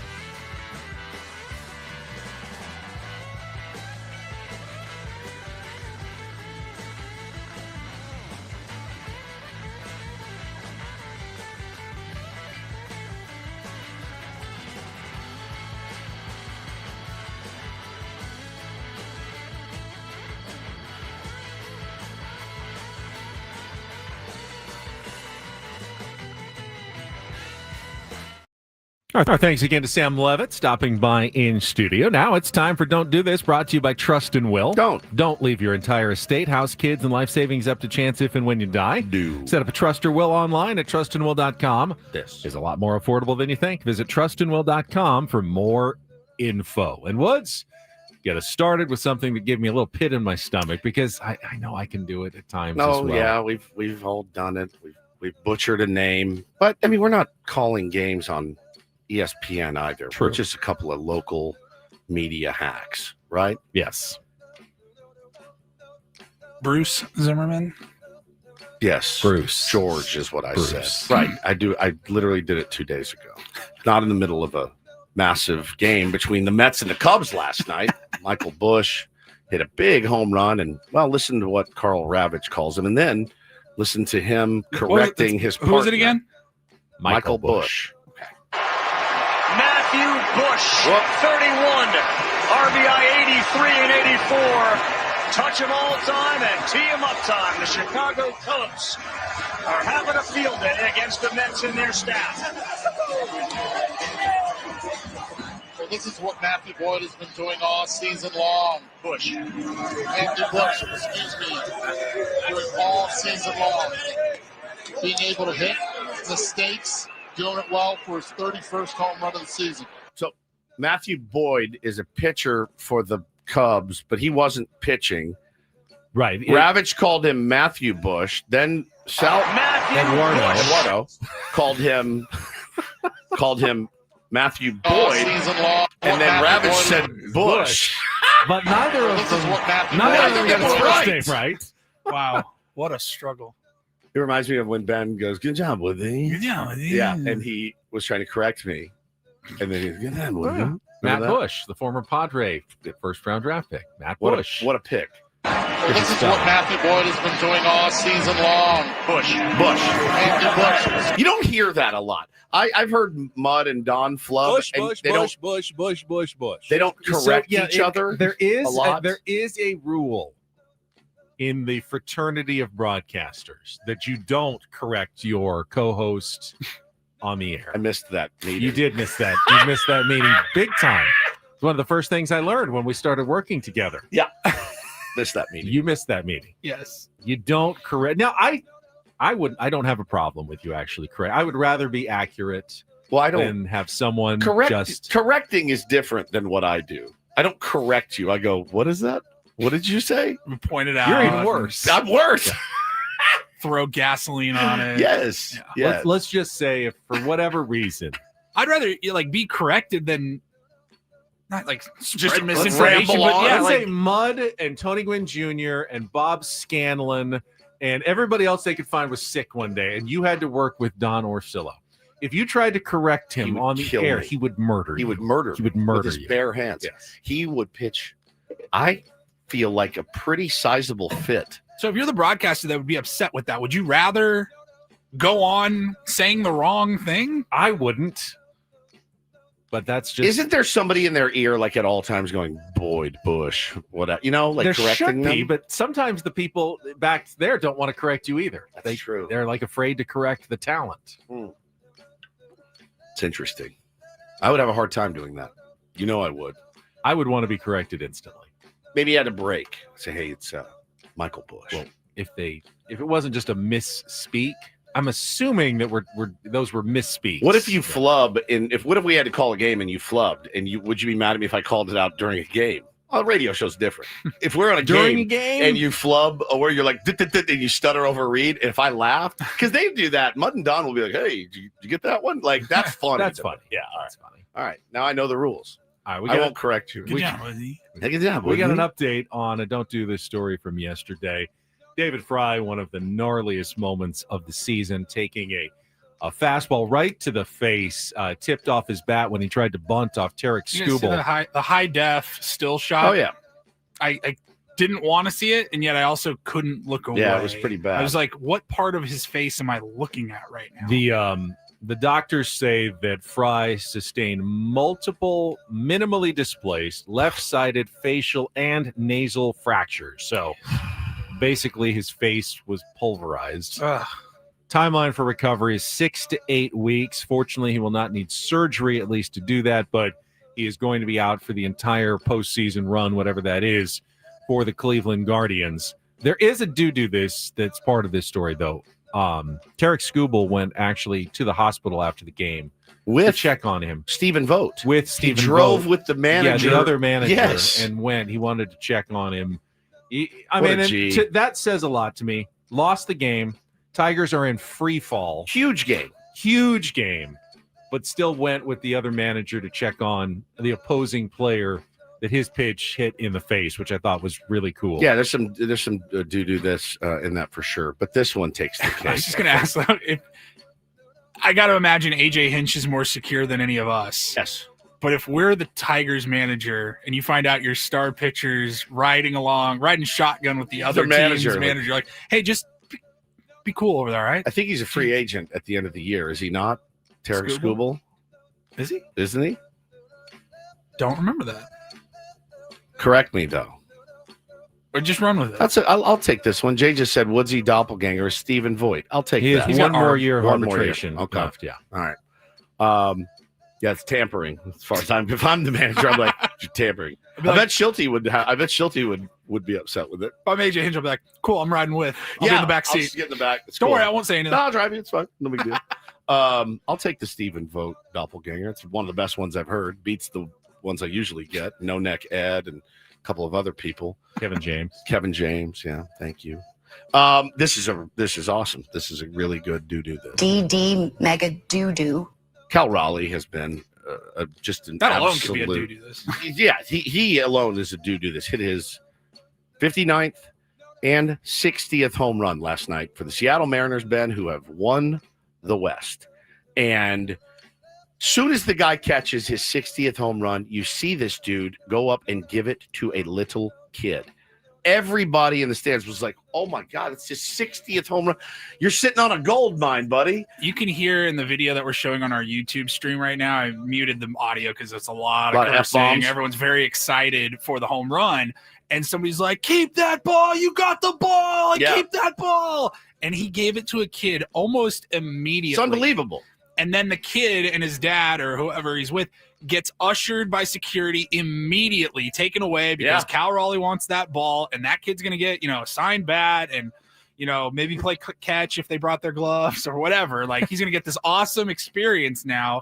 And I thought that was so cool for this fan. They rushed. I don't need it. They grabbed the fan, not the little kid. They grabbed the fan, the guy that gave it away, him as well. They ushered him. Oh, they did bring him back too. They ushered him off because they saw his kind deed and gesture. That's so and cool. Everybody is just like, what a hero. This guy caught this ball and just was like, here you go, kid. It's unbelievable. Now, again, it's the 60th home run for Cal Raleigh. It's going to mean a lot to him. You could have bartered that for something probably pretty cool. Maybe even playoff tickets or literally like something like that. Game of catch. Whatever. Cal Raleigh on the field. You never know these days, but to give that over, what a cool move by that kid by that guy. I'm so happy for Mariners fans. This is awesome for them. What a time. Texting with a buddy. What a time. Here's the perspective. Last week, 2 weeks ago, whatever, celebrated my 35th birthday. The last time the Mariners won the American League West, I was in Seattle. I just turned 11. They celebrated on the field. It was like in October, by the way, because it was 2001, and there was a 7-8 day delay after 9/11. Like, they celebrated their division with Mike Cameron, Mariners center fielder at the time, waving the big American flag. Like, it's crazy. Like, that was the last time they won the division. You're 11 years old. Good for them. Good for our pal Softy Mo. We should call Softy at some point and talk to him. That'd be fun. It's been ages since we've talked to him, but they deserve it. That's a much maligned fan base up there as well. It's going to be fun to watch them, and he's just been, carried my fantasy team into the championship. I love him more than anything. Thank you, Cal. I think they have a really good chance at winning. I picked them when we did the reset on the round table. I had them. Their pitching is nasty. Power. Yeah. Got it all. Josh Naylor seems to be coming through in the clutch. They're going to be a dangerous team. Yep. And that is don't and do this for a Thursday. That was Don't Do This with Ben and Woods on 97.3 The Fan. The fight for the last couple of playoff spots is going to be really intense this weekend. We'll talk about that coming up, and we'll pay off Jesse Agler's Incorporator from yesterday. Stultiloquence was his word. How did he work it into yesterday's broadcast? That is coming up next with Ben and Woods on San Diego's #1 sports station, 97.3 The Fan. But first, don't know what your weekend plans are. If you're in the mood to get a new car, or if it's time to get a new car or truck, highly recommend heading down to Sedano Ford and Lincoln in La Mesa during the September to Remember sales event. It's going on right now. And, of course, they're going to treat you like family because my man, Manny Sedano, is a Marine vet, local guy, car matchmaker extraordinaire, wants to get you in the car or truck of your dreams, makes it pretty affordable to do so. You could lease a Ford F-150 STX just $429 a month, or take advantage of the Got a Buck, Get a Truck with $1 down, gets you a Ford Lightning, which is incredible, $324 a month, or a Ford Mach-E Select. My man Sean just bought one of those, $285 a month, both just $1 down, or the epitome of luxury, the 2025 Lincoln Corsair Premier, just $449 a month. You can take advantage of $7,500 in dealer cash on all 2025 Lincoln Navigators. Visit the biggest inventory in La Mesa, Sedano Ford and Lincoln Megastore. Don't miss the September to Remember sale going on this month at Sedano Ford and Lincoln. Let them know Woodsy sent you from 97.3 The Fan, please. More details can be found at Sedano Ford or SedanoLincoln.com.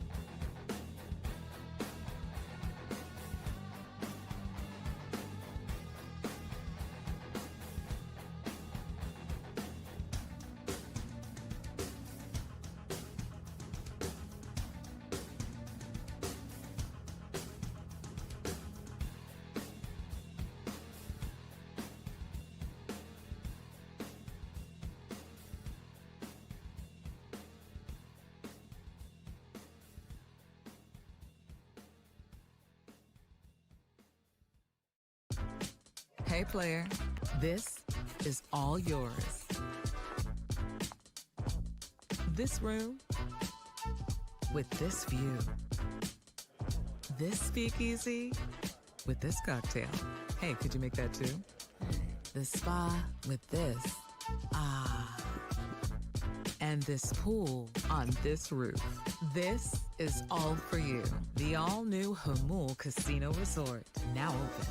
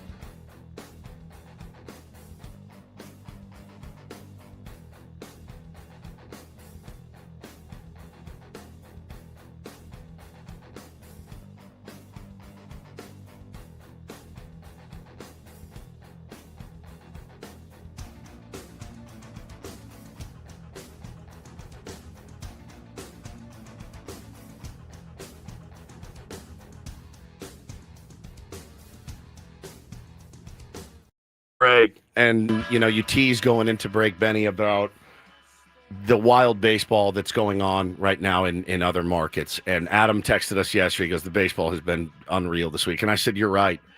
And then it just hit me again. I'm so happy that it's not us. I'm so happy we're not the Mets. I'm so happy we're not the Reds. I'm so happy we're not the Diamondbacks. I know Astros. The Astros. The Tigers. I know it hasn't been a perfect season by any stretch. I know that. I'm not an idiot. But, oh, my God, it feels so good to just, you watch the game and go, all right, just get me to Tuesday. The constant sickness that they're feeling in all of those markets, Benny, about, the game they got to play that night. I mean, if you're the Tigers and you have forgotten how to win a baseball game, right? You've forgotten how to win one. It's got to be killing them, knowing 15.5 game lead is no more. It's gone. Historic collapse. Historic. The Mets have a semi-historic collapse. They may still get in. The Astros had a big lead and have collapsed. You have 3 teams, and not all of them will get in, that are collapsing at the end of the season. You have the Guardians making the opposite, an unbelievable run. The run. To be a part of the run is fun. And one of their starters to a gambling investigation. Gambling scandal. At the worst possible time of the season, and yet they've gone on this run. There are so many great storylines here at the end of the baseball season. And it's so good to not be involved in any of them. And that's what I'm saying. And I kind of agree with you. I do feel like this weekend, Padres fans, go out and enjoy Petco Park. Enjoy the weather. It's supposed to be nice, but not too hot this weekend. Go and enjoy some banana pudding. Yes. Go have a ball. Soak it all in. It's Hispanic Heritage Weekend. I don't have tickets this weekend, and we at least thought about, or thinking about it, hey, last weekend, kind of low leverage, doesn't really matter. Go have some fun. It sounds like a good time. The games will be stress-free. Just enjoy the likely. Moment. Just enjoy it. Likely they will be stress-free. But not stress-free in the way you used to go when you were a kid, when there were 19 games out, and you're like, let's go to the ballpark. We're going to the playoffs. And make no mistake, the Padres would love to spoil things for the Diamondbacks. It may not be the A-team lineup every day because Mike Schultz going to want to get some of the starters, but you'll see some of the stars in every day, and they will be trying to win. They will be trying to spoil things for the Diamondbacks, who will absolutely have to win this weekend. So they're interesting baseball games, but you can go resting assured that no matter what happens, your team is in the playoffs. They are getting themselves set up for the playoffs, and you can enjoy Petco Park this week in America's #1 ballpark for the final time in the regular season. Because remember, there's no home playoff games guaranteed, unfortunately. They will go to Chicago, and if they don't win that series, you will not see them again this season. If they do, you still won't see them until Game 3 of the NLDS. And then that's the only one that's guaranteed because that's just how it works when you start on the road in the playoffs. So go and enjoy and appreciate and thank this team for what they've offered you this season without having the stress of knowing, I'm leaving here after the most disappointing loss of the year. You're not going to. This will be a nice chance to really just enjoy downtown and Petco Park this weekend. TN says, will the Padres be able to keep the fire knowing they are the 5th seed? It might be an issue. I don't think it will be. Now, again, you could go out and lay an egg against the Cubs in Chicago next week because it's just the nature of playoff baseball. Listen, here's what I always say. Keep the fire next week or this weekend? Next week. Because with 3 games left, nothing to play for per se. Listen, this is like fall training. If you can't get up for the playoffs, you don't deserve to be in the playoff. That's what you play for. So I think they'll be ready to go come Tuesday night. Will they win? I would be an idiot to predict that they will. You clinch a week out or even more. I'm calling it fall training instead of spring fall training. You're just getting tuned up. Yeah. Whatever you're working on, like just don't get hurt. Yeah. Don't go too crazy. Don't go too hard. Yep. You're just getting things done between now and next Tuesday. Yeah, and so again, the great teams are able to turn it up in the playoffs. Will the Padres do it? Remains to be seen. But I don't think that having 3 semi-meaningless games at the end of the year is going to make them, not be able to win next week. Again, I don't know what's going to happen, but one thing that I do believe in the playoffs is the more you've been there, the better off your team is. And the Padres have had some opportunities now and some disappointments, and they're going to be going up against a Cubs team that hasn't been there. Yep. Hasn't been there in years. In fact, 5, right? 2020 was the last time they were there. And the last time they played in front of fans in the playoffs was a 1-game wild card loss to the Rockies. The Rockies are the last team that beat the Cubs in a playoff game at Wrigley Field in front of fans in 2017. So this is not a playoff experienced roster that they're going up against. And I think that's important. Whether you win or lose, having some playoff reps under your belt. And we just went through the Padres roster has playoff experience under their belt. Some of it bad, but it's still, I think, going to put them in a better situation against a team that is experiencing this and probably will be feeling it with those Cubs fans. I mean, there'll be a lot of emotion, good. There'll be a lot of stress for those Cubs as well. And the Padres, I think, can go in feeling a little more like, we've been there, done this before. We've done it at home. We've done it on the road. Sure. We've gone to New York. We've gone to Philly. We've gone to Los Angeles. LA. And we've played big playoff series before. And the Cubs are like, yeah, this is all brand new territory for us. Yeah, Tucker's been there, as Bill says, Yes. but he's hurt right now and not sure when he's going to come back. I think they said maybe on Saturday. That gives him all of 2 games to get dialed in. He's a G. Kyle Tucker's a G. He's going to be fine. He's going to be a guy that you have to be really careful to, one leg or not. Honestly, like he's such a good player. And they have firepower. They have guys that can hit. They can run. They're a scary team. Make no mistake about it. But they are beatable. They are beatable, and they're beatable at Wrigley Field. And the Padres have the team and the talent to do it if they play like they're capable of playing. All right, we need to pay off the Incorporator. We'll check traffic and then find out how Jesse worked his last Incorporator word into yesterday's game. Coming up next year on 97.3 The Fan.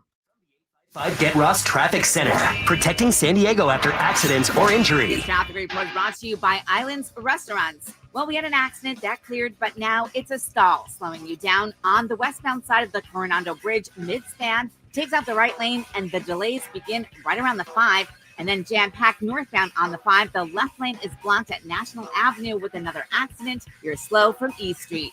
Islands Restaurants, summer refreshment, paradise, ambiance, and the best burgers in town. Like the Big Wave with cheese and fresh cut fries. $10 now for a limited time only. Visit one of our Islands restaurants throughout Southern California today.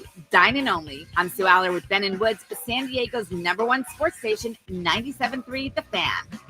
All right, final word of the season for Jesse Agler. Joined us yesterday instead of Tuesday. And Paulie, if you could set it up for us. This one seemed...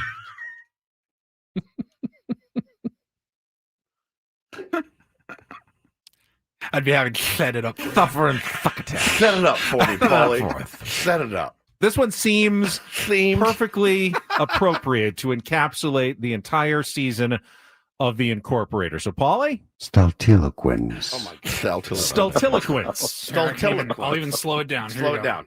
Stultiloquence. Why did you go with... That's how they did it. I didn't do it. Why did you go with the I didn't do this. Argentinian or sexy something? Yeah. Spanish? That's how they. That's how it came. Stultiloquence. Stultiloquence. Foolish, senseless, or silly talk. And Silly. this one a little slightly longer. It's like about a 45-second clip instead of the 15, 20-second clip. This was in the 5th inning, top of the 5th yesterday. And the context is they're just about to get to their question of the day that they do on the radio. Love the question of the day. Love it. Wish we had one. It's the 86th pitch of the day from Cece is way high, ball 1. Before we give the question of the day, and it's a good question, just want to thank everybody who has submitted questions all year long. Want to thank Dave for selecting such great questions, most of the time at least. Thank you, Tony, for being able to lend your insight to it. And the question of the day is really one of those fun things. It's kind of the highlight of the night every night. 1-0 curve is a strike. The more other stuff and other people we get to involve, the less of my nonsense you have to deal with. So the less Jesse Stultiloquence, the more other people's stuff is good. Pitch is a strike 1 and 2. That was elite. That was an elite way to end it. Self-deprecating. Self-deprecating. I love it. Stultiloquence. Very well done, Jesse. I always appreciate his. You like the question of the day? And then Don I and love Mud it. also do. I love it. I think it's great. Bob will. This one's coming in from, Jenny and Ramona. I love it. It's basically spinning the topic wheel. Pretty much. Pretty their much. version of spinning the topic it's their wheel. version of the topic wheel. And they do it right in the middle of a big league broadcast. I love the question of the day. Sometimes you don't have to overthink things. It's just one of those. It should be just a no-brainer. We should do the question of the day. You guys are more than welcome to submit your question of the day into the YouTube chat, or you can tweet at Ben Higgins SD as well with your question of the day. You can also email him at Higgins. Or you can call him. He loves Hashtag phone question calls. of the day. Hashtag question of the day. Get this sponsored before the end of the day. Or still, probably not going to happen. All right. Speaking of sponsorships. Oh my God. So it was just mentioned that Stephen Vogt is a potential doppelganger for Stephen Woods. I'll take it. I had a colleague yesterday who thought this is unbelievable. This is incredible. Thought that he saw a Ben and Woods billboard out in the wild in San Diego, which would become as news to both of us. Never happened, never will. It's not a good thing for either one of us that he thought that. Though. Much better for you than it is me. We'll Much better. explain coming up next here on The Fan.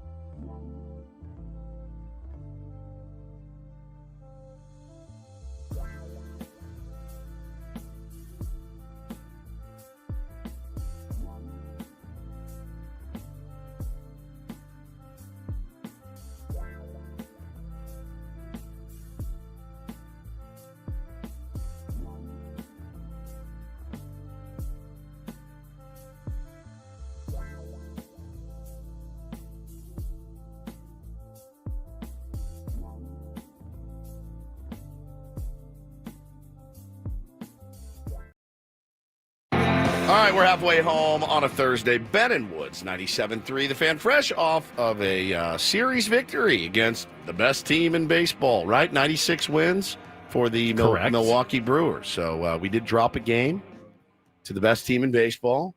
Lost 3-1. It happens. It's okay. Everybody calm? Everybody good? I'm good. I'm good till next Tuesday. Then I will not be calm or good at all. Thanks for tuning in. Really appreciate it. We got the roundtable coming up, an hour of commercial-free Padres talk. Have some roundtable pizza, all of that. It's going to be very, very fun. Potentially the last roundtable of the year. We're not sure. I think we will keep it rolling as long as they're in the playoffs. It's what I've been led to believe by Ben and Paul. And Adam. I think Adam's the one who told me. We keep going. As long as the Padres keep going, we keep going. Okay. Well, you guys have fun with that today. You're out today. If everything goes well, we'll have another 4 roundtables after this. That would be great. I would actually look forward to that it. would be fantastic news for everybody in San Diego. Can we get it on record, though, now, Adam, that if they lose Tuesday and Wednesday, I don't want to do a roundtable on Thursday to do a season wrap-up. No. Because I'll be doing a season wrap-up for 4 hours. Not only for us, but don't make Tony and Chris come in right after the disappointment early just to break. We'll have months to break down literally the last 2 games It'll of be the year. like one long Let's round not even table. think about that being a possibility. Okay, deal. Let's not even think about it right now.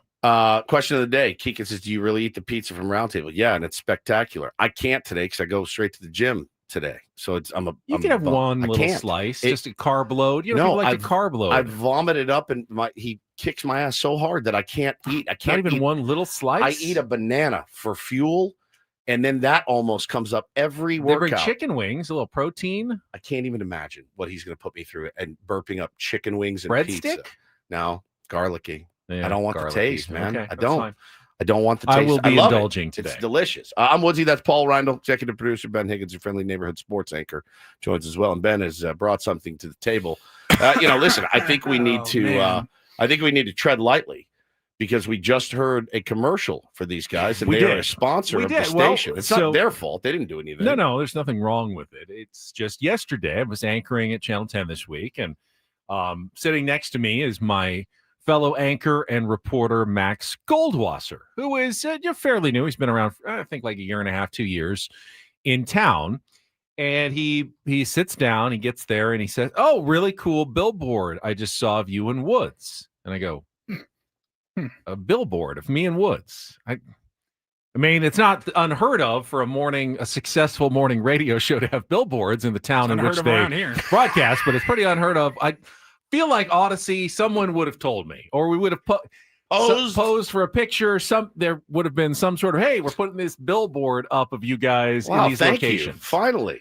But I actually did kind of have an idea of what he was talking about, because this billboard went up right outside of Channel 10. It is on the corner at Home Avenue, Federal, and Fairmount, right where our station is, 47th Street, of actually one of our sponsors here at the station and one of the Padres partners. It's San Diego's personal injury lawyers, Singleton and Schreiber. Gerald Singleton, when he dresses up, does bear at least some resemblance to yours truly. Not exactly, but he wears glasses that look like mine. Got dark hair. He's got dark hair, a similar smile, and I could sort of see, okay, that looks like Ben. Brett Schreiber, on the other hand, not really. I mean, he has facial hair. And he has a beard. He has a larger head, which is somewhat. I have a fairly similar. Somewhat similar. If you're in our YouTube stream, you are now seeing the Singleton, and this is the picture that is on the billboard, located in multiple locations throughout San Diego. It is not Ben and Woods. Can he read? That is not Ben and Woods. Can he read? We are not San Diego's personal injury lawyers. How does he look at that and go, A, it doesn't say Ben and Woods, it says Singleton and Schreiber. How are you a reporter if you can't read and have Well, you're driving, maybe blind. You're driving. You don't necessarily have time to read everything on a billboard. You just see the pictures. Okay, so the Identical. actual. Look at that. It's not Ben and Woods. No offense again. Now Gerald Singleton is a good-looking guy for sure. He looks tall. Well, and sir, handsome. don't take shots at Schreiber. There's nothing He's wrong a with handsome him. guy He looks too. A little more like Sean Lewis. He maybe. does. Yeah. It's not. Paulie's going side to side. I like his tie. My tie. Oh, I do like that look. Holy crap. Sharply dressed gentleman. I'm dying. And again, but there are no Ben and Woods billboards up in San Diego right He now. he has the beard I covet. I can't grow a thick beard nice. like him. It is true. Much thicker than your beard. I hate my thin, patchy beard. I honestly, Paulie, I look like I'm an attorney, aren't I? You are. I would be perfect as an attorney. Dude's got a nice jaw too. Yeah. You? Yeah. I do. Way better. Is that Singleton or That's Schreiber? Gerald Why did Singleton. you put my gullet hanging over my collar? That's not even real. It's a bad Photoshop job. I hate this. I just don't understand how you look at that. Ben and Woods. us. The SD Padres logo and the two guys, I guess, is where he got it from. That's unbelievable. Thought that was the Ben and Woods billboard. Maybe we should get together Town. with them All right. and do a side by like a big. I'd love to do a group picture with Well, Singleton we'd and get him in Schreiber. studio one day. That Unbelievable. is just so good. He does look. I can see you. I can see that. Especially from a long range Yes. billboard, there's definitely a resemblance there. He's got a way. I'm sorry. He's got a way better chin than you and I. My chin is my weakest spot. It's the main. I don't think I would ever get plastic surgery per se, but I would get the gullet taken out, just a little tighten a little bit. Yeah, you're getting a little gobbler. I'm over there, not. too. You are. What? Yeah. I'm sorry. It's. I clearly passed it on to you. Just working with me for this long, you're going to get a gobbler. Paulie, you're going to get one too. Keep that beard long. Yeah. To cover it up. You're lucky you have better facial hair. I just have to stick my neck out the rest of my life. Yeah. I think it actually makes it worse because you're stretching the skin. You stretch the skin and then it doesn't snap back like it's supposed to. Snap back. It doesn't. I'm sorry though that it is. You have one too now. Did you get your cable situation resolved? You were worried about it yesterday. Good. You're good now.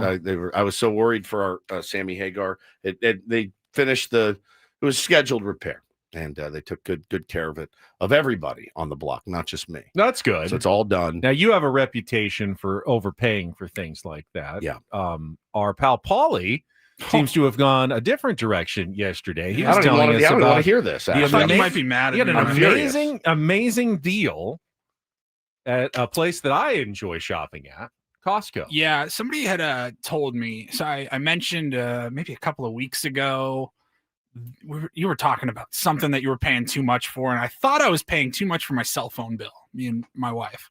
And somebody said, go to Costco because I have AT&T. Costco has AT&T booths or kiosks in the store, and they said they are the best. They will hook you up. They will take care of you. Told you guys what I was paying for my cell phone bill. Yes. And it was a little bit high. Now we were paying off our iPhones from a couple of years ago. We had like 2 more months left on those payments. So that would drop it down like $30 each. I got in there, and not only did I get my lower bill, I got my cell phone bill cut in half about. Wow. With 2 new iPhone 17 Pros. So the 2 phones and our cell phone service, I'm saving almost $100. Now, is this? I'm not. And I'm not done. You're not done. And there's more. Each phone that I purchased came with a $100 Costco gift card. So I got $200 in Costco gift cards as well. Now I had to pay off the phones. It was like $100 each or whatever to the last 2 payments on those phones. So it's kind of a wash there, but credited with $200 in Costco gift cards. I also had to add internet. We're going to use AT&T's internet in our new place next week. So when I set that up, I bundled it. So 2 new iPhones, our same exact cell phone service, and internet. I'm paying less than I was just paying for our phone bill as of like yesterday morning. I can't even relate. I'm going. It I'm- was I feel like I need to unbelievable. go. You're on Verizon though, aren't you? I'm Spectrum right now. Okay. But if there's a deal to be had. Now here's my question. Is this one of those introductory deals, and when you're not looking, it will then triple in price on you? Because probably that happens all the time. You sign up, and then after 6 months or a year, you all of a sudden look, wait, I was paying 120, now I'm paying 340. When did that happen? And they don't tell you, hey, your bill's about to go up massively in case you want to, cancel on us. They never let you know about that. You always have to be on the lookout. When is my introductory rate about to expire? It's just come to my attention, and it just hit home, I think, with me that I just don't utilize Costco really at all, but definitely not enough. Definitely not enough. I do fear, though, that I'm the kind of guy to go into Costco, and it's but the price is so good, I'll just buy too much. Does that make sense? You're walking out with one of those massage chairs. A massage chair, Yeah. 700 shrimp on one platter. I'm like, we have shrimp for a month, babe, if we want it. And I think it's I don't utilize it enough. I was blown away. Megan says, I didn't even know you had a membership. I have a membership every year. We go once a year, and I still pay for the executive membership. Costco, and they're not a sponsor, but I just don't see how it's not worth it. Whatever the membership is now, $60 a year. I save so much more than that in just 1 or 2 trips to Costco every year. I went and got gas at Costco last night. There's a Costco down by Channel 10 after work. No one was there. I mean, I didn't have to wait. I drove right in. I'm paying 60 or 70 cents less per gallon. So when I fill up the tank, I'm already saving about $8-9 right there. That's just one fill up. And if you do that a few times during the year, there's no way it doesn't pay for itself almost automatically every single time. And then at the end of the year, they send me a check of, that I can pay $178 of rebates that they send me at the end of the year that I then pay for. I think it's amazing. I was also told they gave me some paperwork with my AT&T stuff. And they said, by the way, as a Costco member, this phone number at the bottom of this page, that is the VIP Costco member AT&T service line. You do not have to sit on hold. You do not have to press 1 if you'd like this. Press 2 if you're calling for this. Get the VIP service. You just rings once, and then somebody picks up. I used it yesterday because I had a question about something after the fact. I was like, let me try out this hotline. Sure enough, did not wait. Spoke to somebody right away and was helped. I need to embrace phenomenal. it. I do. My wife's never going to. So I need to really take the bull by the horns on this.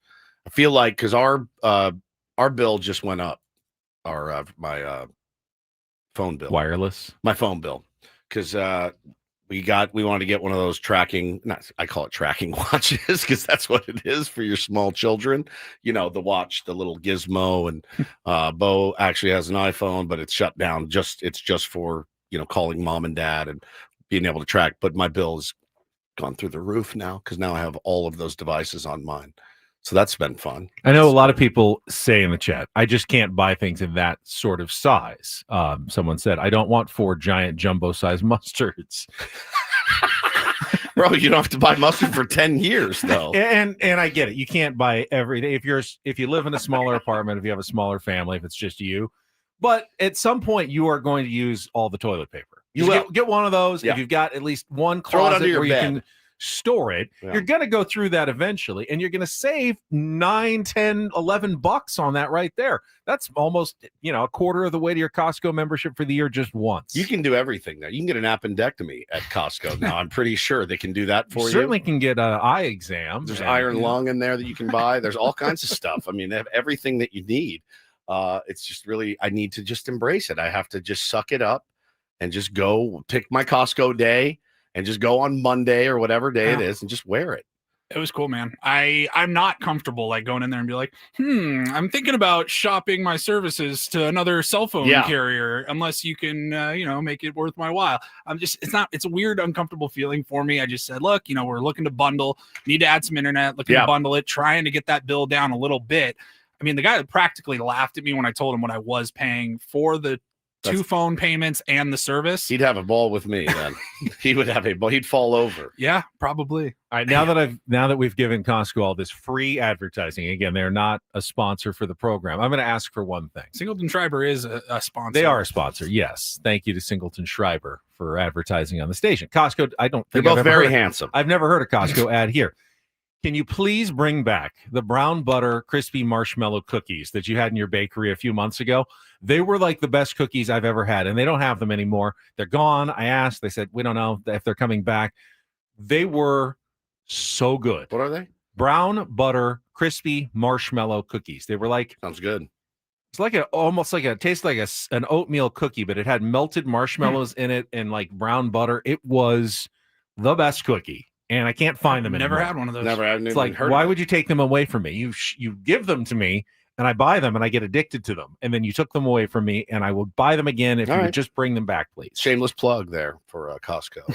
Brown butter cookies. If you would bring them back. I can't buy them if they don't exist, though. But you will if they do bring them back. All right, it is a real or fake Thursday, Throwback Thursday. So no musical trivia knowledge necessary to qualify for the trip to Las Vegas for the Eagles tickets at the Sphere. We just need a contestant. Light up the lines right now, 833-288-0973, 833-288-0973. We'll play our game of real or fake when we come back. See if we can find that, I believe, 6th qualifier for the grand prize trip to Las Vegas. And then Eno Saris at the bottom of the hour with some smart baseball. All ahead with Ben and Woods on San Diego's #1 sports station, 97.3 The Fan. We're just talking about saving money if you're trapped in a high-rate mortgage. If you're watching that hard-earned money fly out the window every single month, don't do it. You can go to Loan Pronto. They're delivering the lowest mortgage rates in 3 years. Their rate reduction home loan program. It's very streamlined. It's a low-cost way to slash your house payments by hundreds of dollars a month. You can lock in a fixed rate as low as 4.99% APR and close in as little as 2 weeks. No appraisal needed in most cases. Kicker is you can skip your next 2 house payments entirely.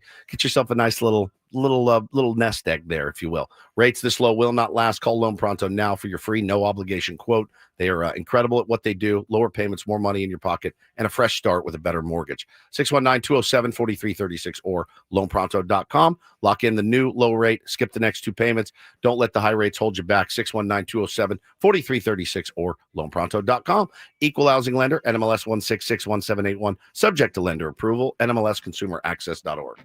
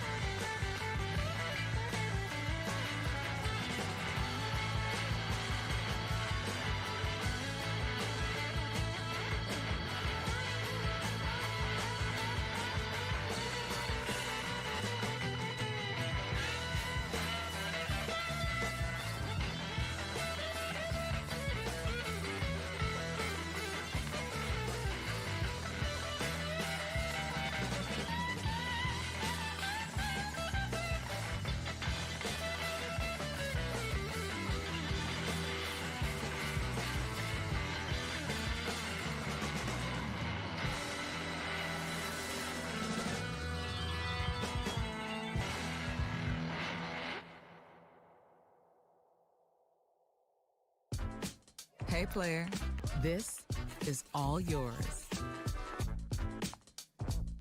This room with this view.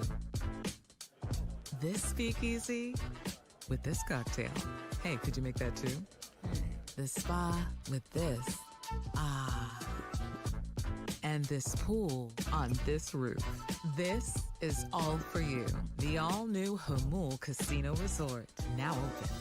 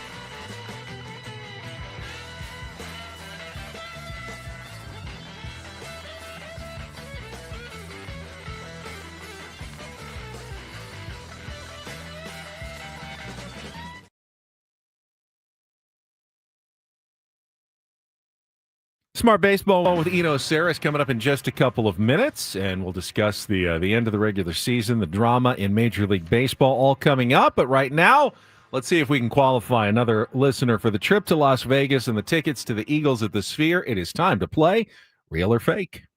Some are here for the compelling sports talk with Ben and Woods. If you can go plow through another donut. It's time for Real or Fake on 97.3 The Fan. Tell the people what they'll win today. Real or Fake brought to you by Bail Alarms, security and fire alarms for every business. We got you, and we've got, who do we have, Paulie? Stuart? Stuart. Yeah. Good morning, Stuart. Good morning, guys. Thank you for having me on playing today. All right. Good luck to you. If you can get 4 out of 7 right in Real or Fake, you will qualify for this month's phenomenal grand prize. It is, I cannot talk today. You just can't. Phenomenal grand prize. It is the Eagles at the Sphere Las Vegas for the tickets to the show on January 30th.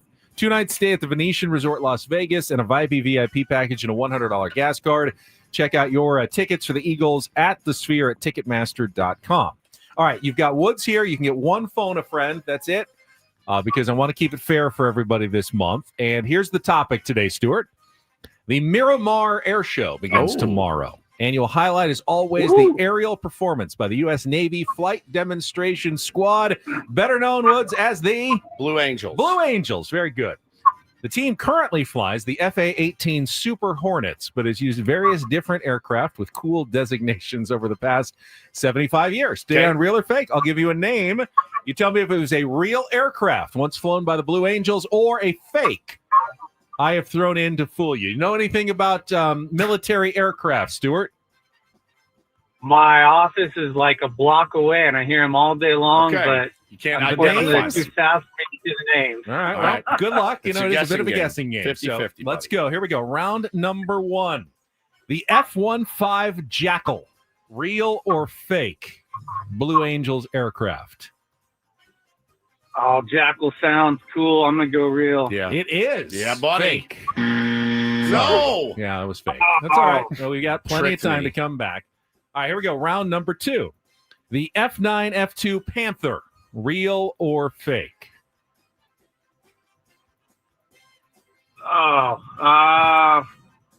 Real. Yeah, real. It is real. Yes. Very good. All right, we are tied 1-1. All right, here we go. Round number 3.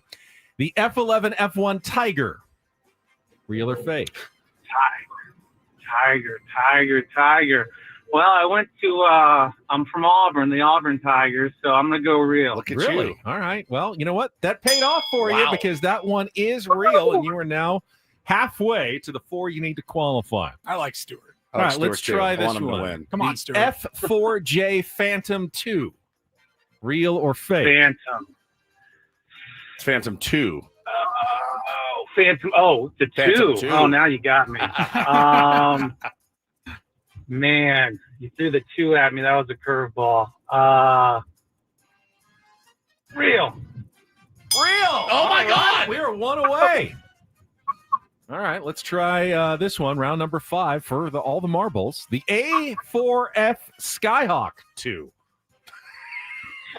Skyhawk. A4F Skyhawk 2. Mm-hmm. Can I get a little help? No. I'm gonna use my buddy. Buddy, it's been like 3 reels in a row. I think I'm going to roll fake on this You were one. much better on Eagles songs. Yes, real or much fake. better on He's Eagles going songs. fake. Let's go It's up fake. to you, Stuart, though. All right, I'm gonna. Sorry, I Fake. didn't hear his Fake. fake. All right, I agree. He says fake. It's been 3 in a row real, Yep. so let's roll with fake. For the win, Paulie. No! It's real. All right. That's all right. You still got 2 more chances. All right, We're not done good. yet. We're good. The F9 F8 Cougar. Uh, F9 F8 Cougar. Stuart. Sorry, I gotta giggle at that one. Come on, guys. Real. Yes, it is! Congratulations, Stuart. You have won our game of real or fake. Hang on the line, Paulie. I'll get you hated that one information. so much. The FA3 Screech Owl. Fake. Very good. All right. Man. Let's take a quick timeout. When we come back, Eno Saris will join us for the final time this regular season. A little smart baseball as we can start really looking at the matchup between the Padres and the Cubs and what Eno thinks. Yeah. He's been pretty high on the Padres' chances all along. How about now? What about without Ramon Laureano? We'll discuss it all with Eno coming up next year on 97.3 The Fan. Gambling problem? Call 1-800-GAMBLER. GEGE 000-466. For a full list of games and rules, play at 7 Mile Casino. Visit 7milecasino.com. All right, first, though, if you're looking for something to do on an off day today, no baseball for you, make a plan to head down to 7 Mile Casino. Go down for lunch, play in the afternoon. They've got pretty much 24/7. They've got good action going at the California-style blackjack tables. If you are a Texas Hold'em player, they'll have tables going. They'll have high-limit tables going. They take good care of their high-limit players. They're looking for those big players who really like to play high-limit card action. Yeah, no doubt. Our buddy BKG went in there, and I love when you guys send me a picture when you're at 7 Mile Casino of your stack of chips. That makes me very happy because I know you're having a good time because they take good care of you when you go, and I know you're sitting in a smoke-free environment just playing cards, no slot machines. It's a place for card players. Really, really good food as well. Check them out. Best part, just 7 minutes. Yeah, from you don't downtown. have to make the long drive, which, cuts into all your enjoyment time. If you're spending an hour and a half or 2 hours in the car there and back, that could be time that you're enjoying yourself. And 7 Mile Casino, you're not just getting a close casino, you're getting the best one with the great atmosphere. There's so much to love about it. Check it out today. Hop on the 5, go south, get off East Street. You're going to be right on Bay Boulevard, west side of the freeway. 7 Mile Casino, just 7 minutes from downtown.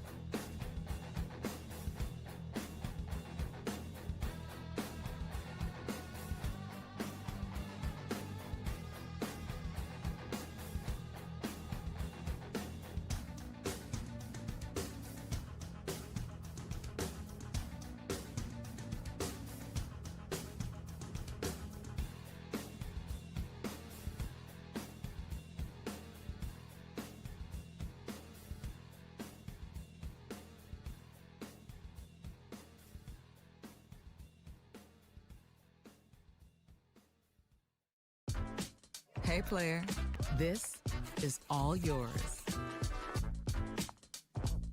This room with this view. This speakeasy with this cocktail. Hey, could you make that too? This spa with this. Ah. And this pool on this roof. This is all for you. The all-new Hamul Casino Resort, now open.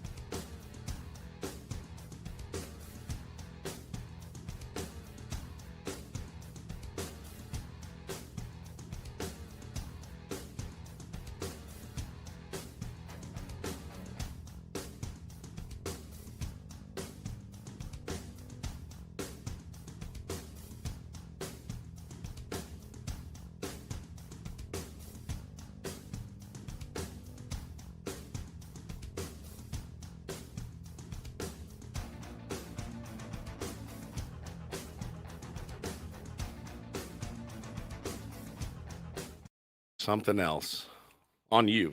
On me. Buy a hat. On me. Yeah. Adam just brought this in. If you're in our YouTube stream, you can see me wearing the new Los Padres Hispanic Heritage Celebration theme game hat, which you can pick up this weekend at Petco Park. But you do, as Mudd always tells you, you need the theme game ticket. That's a themer. Yeah, it's Friday and Saturday for either of those games. You can't get the theme game hat ticket comes with the Padres Los Padres hat.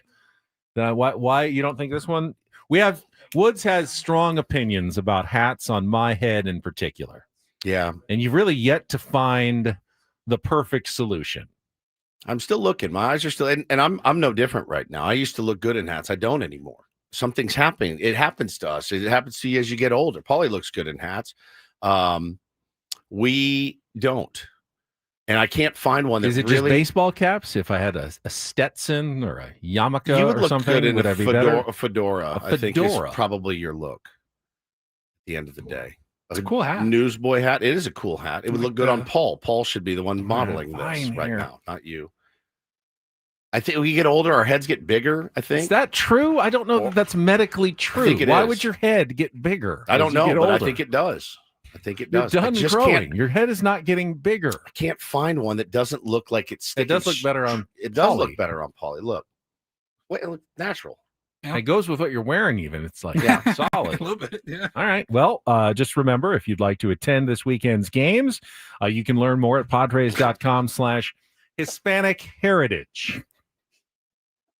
Sorry, Paulie tried to throw it on the counter. It didn't make it all the way. All right, let's check traffic, and then we'll talk to Eno Saris, get our first look ahead of what looks to be a Padres-Cubs wild card matchup next week, coming up next year on 97.3 The Fan.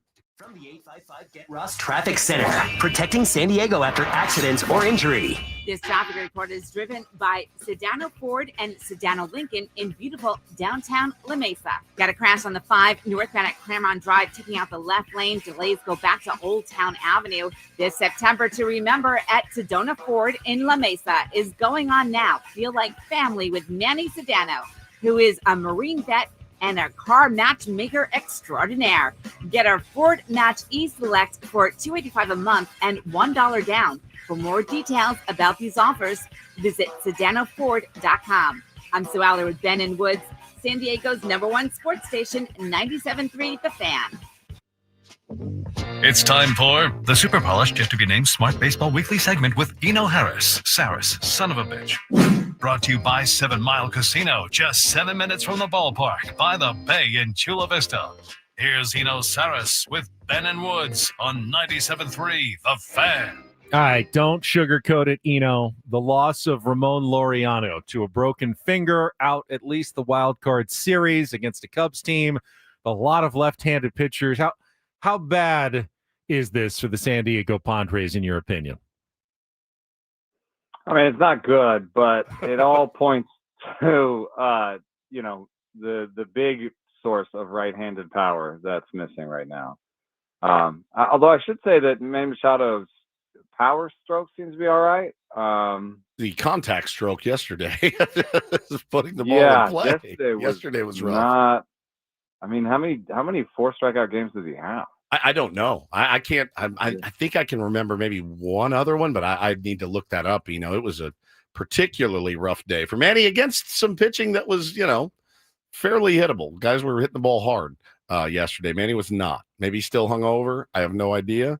Does take a little longer the older you get, but yeah, not my favorite Manny Machado plate appearances yesterday. No, it was one of those days, I guess. Maybe one too many Budweiser. Yeah. Anyway, I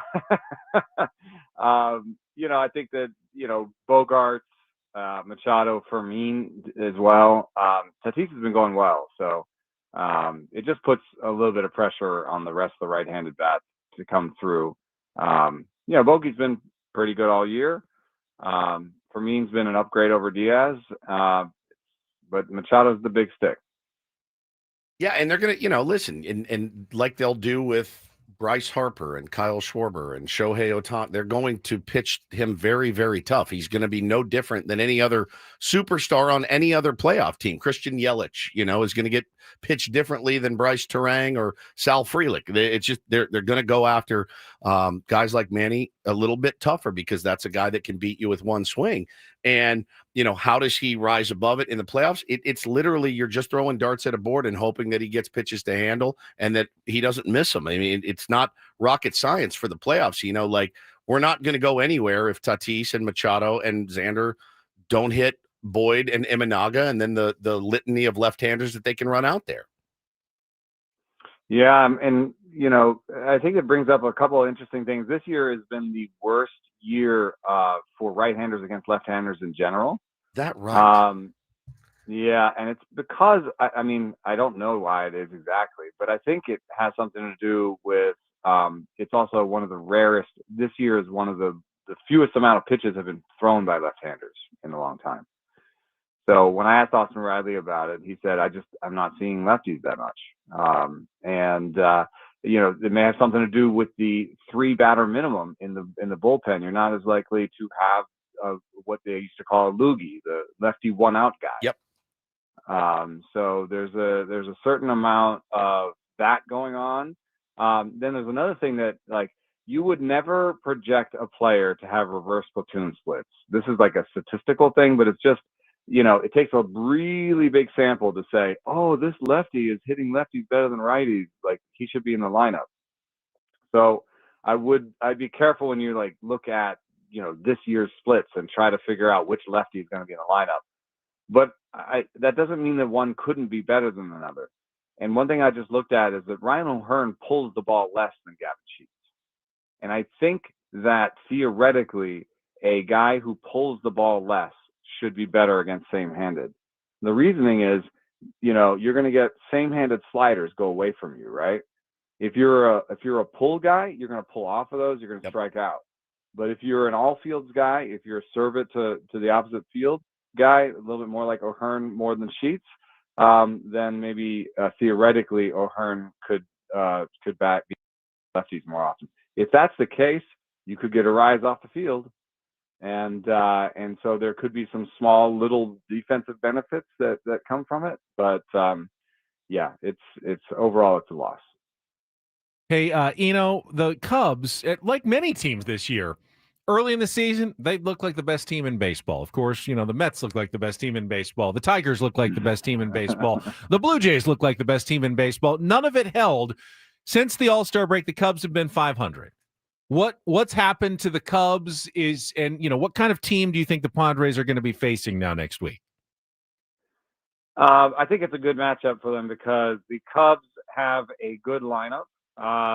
But their rotation isn't that strong and their bullpen isn't that strong. Now they did get Danny Palencia back, so they at least have a 100-mile-an-hour closer. But other than that, even their lefties, Matt Boyd's pretty much a soft tosser. Imanaga's at 92, 93. So there's no velocity that you're really afraid of in the rotation. They've got one guy in the bullpen you're afraid of velocity-wise. And then, even in terms of like how bendy their pitches are or how crazy their stuff is, I'm just not that afraid of their staff. So hopefully the Padres, bats can get healthy against them. At the same time, it will be a tough task for the Padres team the staff to keep this lineup down.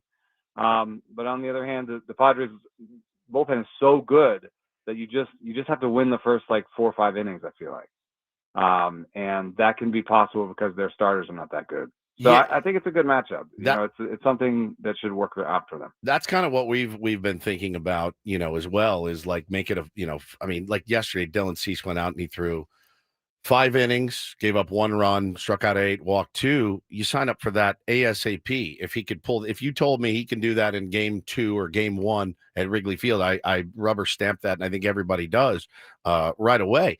What Michael King's going to offer, we just don't know. What Yu Darvish is going to offer, we just don't know. I think the potential for games the leash has just got to be incredibly short, really, for all of our starters. Nicky P got lit up pretty good in Chicago, didn't pitch well there. So they're going to have to really watch these guys. And can you go into a 3-game series? Yeah, we got a couple guys that throw really hard out of our bullpen as well, but how much are they going to be used the first 3 games?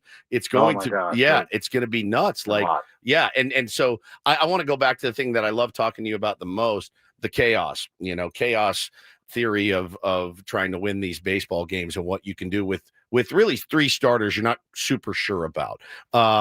When you look at the Cubs lineup, is there a scene where you could picture like, hey man, Mason Miller may have to come out in the 4th inning and throw 2 innings to bridge a gap, to hold a lead? How weird should it get? Well, I just think about last night. Dylan Cease has been dancing the tightrope all night. They had runners on in every inning, I think. They had runners on second in a bunch of innings. Yep. He's making it through. He gets to the 5th inning and, he gets 2 outs. And because, it's the regular season, I think you leave him in. But I say once he gives up that single to Turang, if it's in the playoffs, he's out. Yep. Done. Yeah. He's out. He's got 4 2/3. That's fine. Yes. And then in this scenario facing Vaughn, I think that I don't know if it's necessarily Merrill, but Miller, not Merrill, Miller, but Estrada or Morgan or somebody like that. I think it's you go to a good righty there and try to get through that inning, but and then the next time that Yelich and Churio come up, I guess they went to Morejon. That's fine, but that might be the Miller time. And in this scenario, you kind of Miller pitches the 7th and the 8th. Yeah. Been perusing some Cubs statistics, and I want to ask Woods because I don't even know if Eno knows this. Which Cubs player do you think has the highest B-WAR on their team? I'd probably give you 10 guesses. I don't know that you'd get it. I don't know. Oh, it's not. Is it Nico Horner? It's Nico Horner, Horner and his 6 home runs and his 746 OPS. Does he catch everything out at second base? Yeah, he's really good. I know he's really good, but so is Bryce Terang out at second base as well. Ian Happ always scares me against the Padres. Ian Happ is a Padres killer. That's kind of it's an unusual lineup because they are much deeper in terms of their WAR, of all their starters. Seiya Suzuki's 9th of their WAR players, so that is a very balanced lineup that they have. Yeah, and Suzuki would be better at DH. Has been pressed into outfield duty because of Kyle Tucker's injury, and that's still a big wild card for them. He is supposedly trending towards a return to the lineup this weekend. That'll push Suzuki back to DH. But then if you think about it, who's their worst hitter? Carson Kelly's had a pretty good year, their catcher. Pete Crow Armstrong, is maybe their Matt Shaw is their worst hitter by WRC plus. So, and he has a 94. So basically, their worst hitters are near league average or better. Yeah. And can run into one. None of the other than Nico Horner, everybody's got double-digit homers. And so, yeah, it's a really deep lineup, and so I think that'll change some of the discussion too. It's that's why you want Miller to go too. You don't want him to only just do the heart of the lineup. You don't want to take your foot off the gas when the bottom of the lineup comes up. Yeah, that's a little more worrisome than I thought. I look at the names and I go, they can handle those, but they have performed all year long. Eno, when we talk to you next week, who knows where we'll be at in the postseason. But, it should be a very interesting series, and appreciate your contributions all regular season long. We will either be sad or happy, depressed, or ecstatic, very nervous. or ready to vomit for game 3. Yeah, nervous again Should already. be fun. It's going to be a big week. Thanks for everything, guys. Thanks, brother. Saris joining us as he's done all season long. Yeah, ecstatic, depressed, or nervous beyond all. Yeah, I'm not surprised. There's no in between. Right. Yeah, I'm not surprised Eno got it just because he spends so much time with the numbers. But I was shocked that Nico Horner was their top WAR player because he doesn't scream superstar in that lineup. When you've got Pete Crow Armstrong, Kyle Tucker, Dansby Swanson, you think, well, it must be one of those guys. I know Seiya Suzuki got off to a great start, but yeah, Nico Horner. And Ian Happ is not a superstar, but man, he plays well against the Padres, it feels like. Seems like one of those guys who's always a Padres killer every time they face him. So plenty of nervous moments. There's no weak spots in the lineup to go through, but it is the playoffs as well. And you've got pitchers. He only hits 226 against the Padres. Yeah, that's crazy. 2 bombs, 7 RBIs, crazy. 10 runs scored this in year 20, or 23 forever? games. Lifetime. Nothing ever gets it right. 224, 37 hits, 4 home runs, 20 RBIs, 20 runs scored, according to StatMuse. Yeah, man. Sometimes you get that idea in your head that guys are more dangerous than they are. I feel like Imanaga does well against us. He's had 2 good starts against the Padres this year. I think one was 6 shutout, and the other he gave up 2 runs. But he certainly has given the Padres problems in the past. Playoffs are such a different animal. They though. are.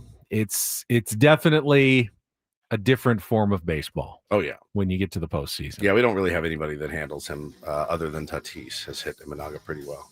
Yeah. All right. We're going to have more days to discuss a Padres-Cubs matchup because unless the Dodgers lose every game and the Padres win every game, the Padres will be facing the Cubs in the first round of the playoffs. That's your matchup. We're almost assured of that. Now, we'll come back with our Rindle Report. We got one more hour before the roundtable kicks in. Stick around. More Ben Woods on the way on San Diego's #1 sports station, 97.3 The Fan.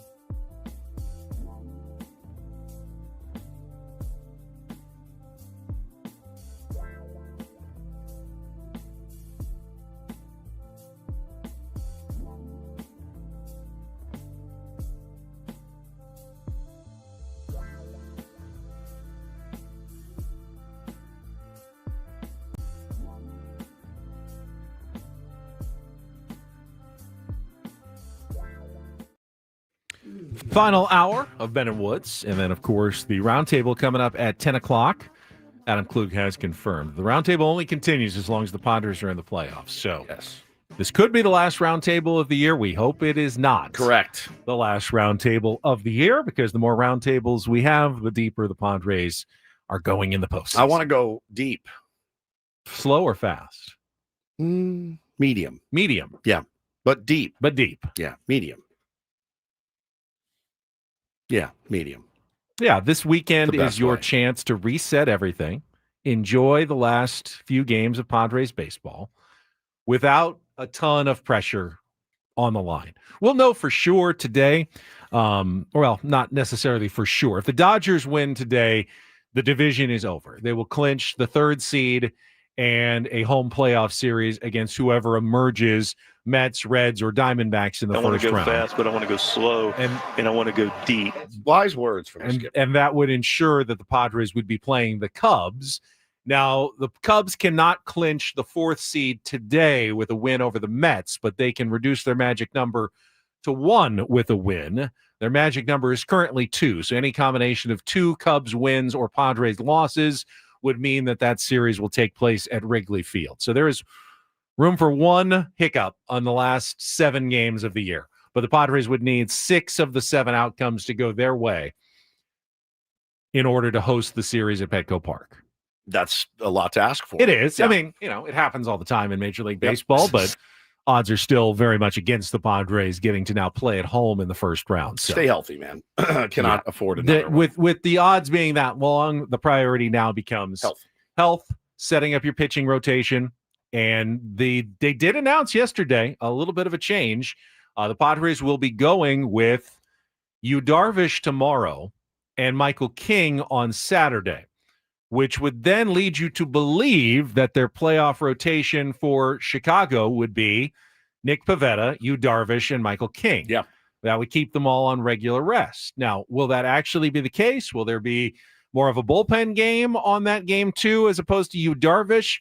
Mike Schultz not going to tip his hand on Depends everything on how at it this goes, point. really. It may depend on how it goes, but that's how the Padres are setting up. Or will Dylan Cease find his way in somewhere? Will he be coming out of the bullpen after what we saw yesterday? A lot of options still on the table, but it was interesting that Schultz said Darvish tomorrow, King on Saturday, and then they'll make a decision on Sunday's starting pitcher. It's you, by the way. It Yeah, could be you're you. going to throw It some- could be me. No, you, It could- yeah. Yeah. Yeah. It could be you. Not me. It might be you. No. It won't be Definitely. you, Darvish, though. No, it will not be you, Darvish. Pitching tomorrow. Yeah. Yeah, Could good be. chance this weekend to go see the fellas in a Yeah. pretty stress-free environment. The other decision they made yesterday that will impact the playoffs, they send Ron Marinaccio down, Oh! which means unless someone gets hurt, a pitcher gets hurt, he can't come up until the division series. Wait, really? They can't put him on the wild card roster? Not anymore. You have to, unless there's an injury, you need 15 days before you can bring him back up. I thought they did a whole reset. No, They don't, apparently. They don't Yeah. do that. I was looking that up. They do not do the resets. What a bummer. So, but was that good. does mean that Brad Rodriguez Yeah. could be part of the postseason roster because He'll- he's still up with the team. He's going to get some looks this weekend. Yeah, Rest I would think assured, so. you will see some Brad Glay. You will see Kyle Hart. He's still up. He's still up, Yeah, yep. He still can up. still be Yeah, part you're of gonna the, see, part of you're the gonna see postseason those roster. guys this weekend. Yeah, really. You just need to. You need to see what you got in some of those dudes and in some games again that aren't super high leverage. They are for the Diamondbacks. They're very high leverage for the Diamondbacks. Look at that. Let's watch them be stressed out for Yeah, a few games. fun. You know? Fun You for know, me. It's always fun, when you're playing against the spoiler and it's like they look free and easy and Yeah. they're playing with nothing to worry about. This weekend, that's the Padres. And the Diamondbacks fans get to be the ones that are like, our entire life is on the line here. How are we losing this game to Nestor Cortez on is it Sunday, or JP Sears, whoever they're going to end up dominating, throwing. right? Yeah, let them be in the torture chamber for a weekend. No doubt. All right, we got a lot to get to this hour, including a football threesome. Yeah. Our friend Matty Janella is going to come on, talk a little Ryder Cup as well. But right now, Paulie's got some headlines in the Reindl Report. And get things started here with our today's edition of the Reindl Report. Now tuned into the greatest. Welcome to the Reindl Report with Paul Reindl. Hi, Paul. All right. 2 stories from the world of sports that we haven't gotten to yet. We'll start off in Major League Baseball. And 1 story that you didn't know you needed. Are you laughing, biatch? It's the Reindl Report Hey, Paul, how you doing? Okay, how are you? on 97.3 The Fan. Are you ready to bless the mood? I need some help, please. That was good. Can I get a All right. All right. All right. It's the Reindl Report, brought to you by your local Kia dealers. Visit kia.com to discover movement that inspires. Relatively slow sports night outside of the baseball, which we have discussed throughout the morning. I do have one story here. I always find the sports memorabilia auction prices to be fascinating. Yes, indeed. Tony Hawk's skateboard from his legendary 900 that happened back in 1999. So cool. I was 9 years old. You guys were slightly older. Yes, slightly. But I think everybody remembers when that happened, whether you were watching it live or you watched it on Sports Center later that night. Never seen anything like it, man. It was unbelievable. You thought it would never happen. Math Woods, how many revolutions is that? 900. Do it. Come on. 2.5. Yeah. Hey, very That took me nice. way too long. Yeah, so Tony Hawk is 57 years old right now, and he was doing a big auction with Julian's Auctions, it says here. They handled the sale of the skateboard. It went for $1.15 million yesterday. Wow. The same skateboard. That's badass. Tony Hawk said, I hope that it's someone that truly appreciates it, or that event or that wouldn't it object have meant to be? something to them. I would think so. By definition. Well, he said, well, he wouldn't it goes on. have- He goes, it's not just. Hopefully, it's not just a flex that they have the money and can just buy it, and they don't really care. Like, he's hoping that the guy that bought it, like, was there, remembers that moment. It means a lot to them, and not just like, oh, that'd be cool. I got FU money. Here you go. And the money's going to a good cause, which is cool. That's a lot of scratch. Yeah. That's really Building cool. skate parks for Yeah. underserved communities Yeah. is a really cool thing. They sold some other items as well from the 900. His helmet went for 115 grand. Wow. The sneakers that he wore that day, $64,000. His knee pads, $57,000. And then there were other items that he used throughout his career as well. Like you said, it goes to his nonprofit, Tony Hawk's nonprofit, the Skate Park Project, which aims to build skate parks in underserved neighborhoods. So cool. So rad. Well, good for him. Legend. You ever Love that. skateboard? Yeah, I tried. Really? Yeah. Oh, so bad. You I never tried. Couldn't have seen anybody worse than me. I could ride just fine. Like, I could ride with my friends and cruise. Tried to ollie. I could barely ollie. Barely. I couldn't kickflip. I couldn't grind. What's an ollie again? Ollie's when you Just a slide jump. you push your back foot down and you slide your other foot. And You the like board stomp. comes up, You stomp your back air. foot. Yeah. And then You get a little air underneath it. Yeah, it's like you stomp the back foot and then you slide Slide up it and up. kind of level it out in the air. It's just a regular hop. I wanted it so badly. Vision, streetwear when I was a kid. We all had like the gear. We skated around the neighborhood, but I was never great at it. And I tried. Like, I really put my mind to it to try to be a good skater. I just couldn't do it. I didn't have it You in couldn't me. go down the railing of a staircase. I'll never forget. Remember my old producer on my first show, Jay Isbell, and he called me over to his house. He's like, he put me in one of the. He did put me in one of like those padded suits, and it was just a tiny little ramp. It was maybe 4 feet tall, and he goes, just drop in from here, and you put the edge on the edge of the thing, and all you had to do was drop down. Yeah, and do it. I was just gonna say, It was that's 3 feet. That was the one thing we had a skate park near my house growing up that had a bowl and everything. Yeah. Much bigger than 3 feet. Right. It was probably 6, 7, 8 feet. Right.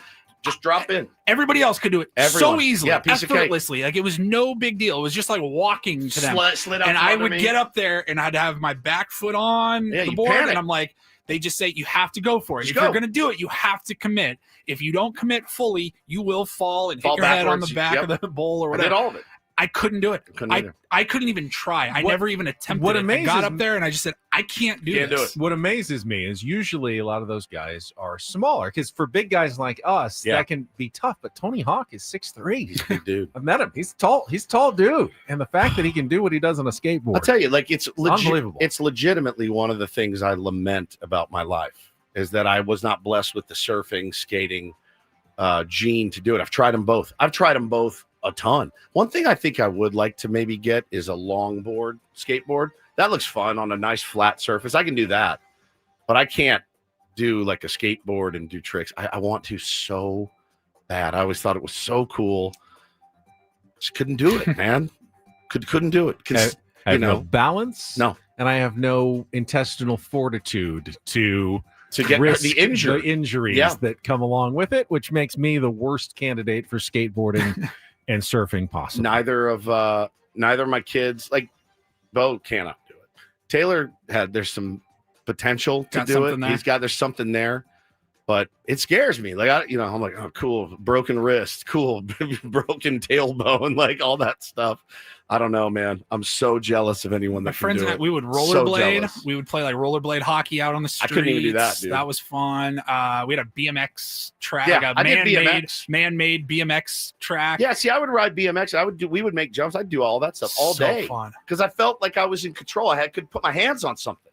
So I would jump BMX all day. I had a blast doing it. No hands in skateboarding. I remember some high schoolers when we were in like elementary school or middle school. They built this like in the woods, just this cool BMX dirt bike track, and they were probably smoking and drinking and doing whatever. And like you'd have to like go and kind of hide behind the tree and look to see if they were there. Because if they were there, you couldn't. No, absolutely not. As soon as they leave, though, me and my buddy's like, all right, let's go.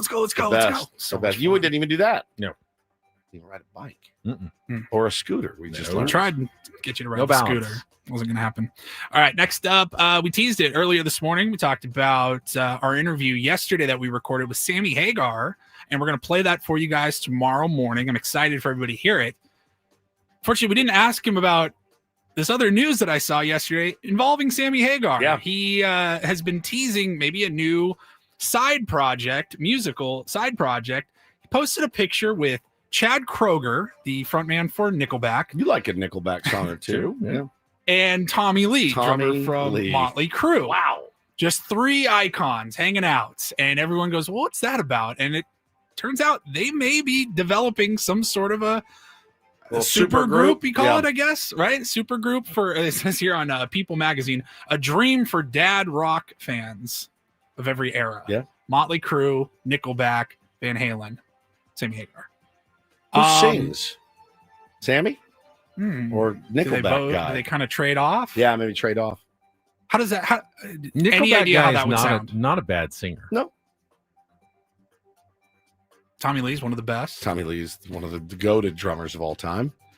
Sammy Hagar rules. So does that can you even wrap your head around, like, can that work? Those three guys? Yeah, I mean, look, those guys all have pretty good FU money. They're just having fun jamming. Like they're all pretty set. Taking care of, just having some fun in their old age, neighborhood dad band getting together.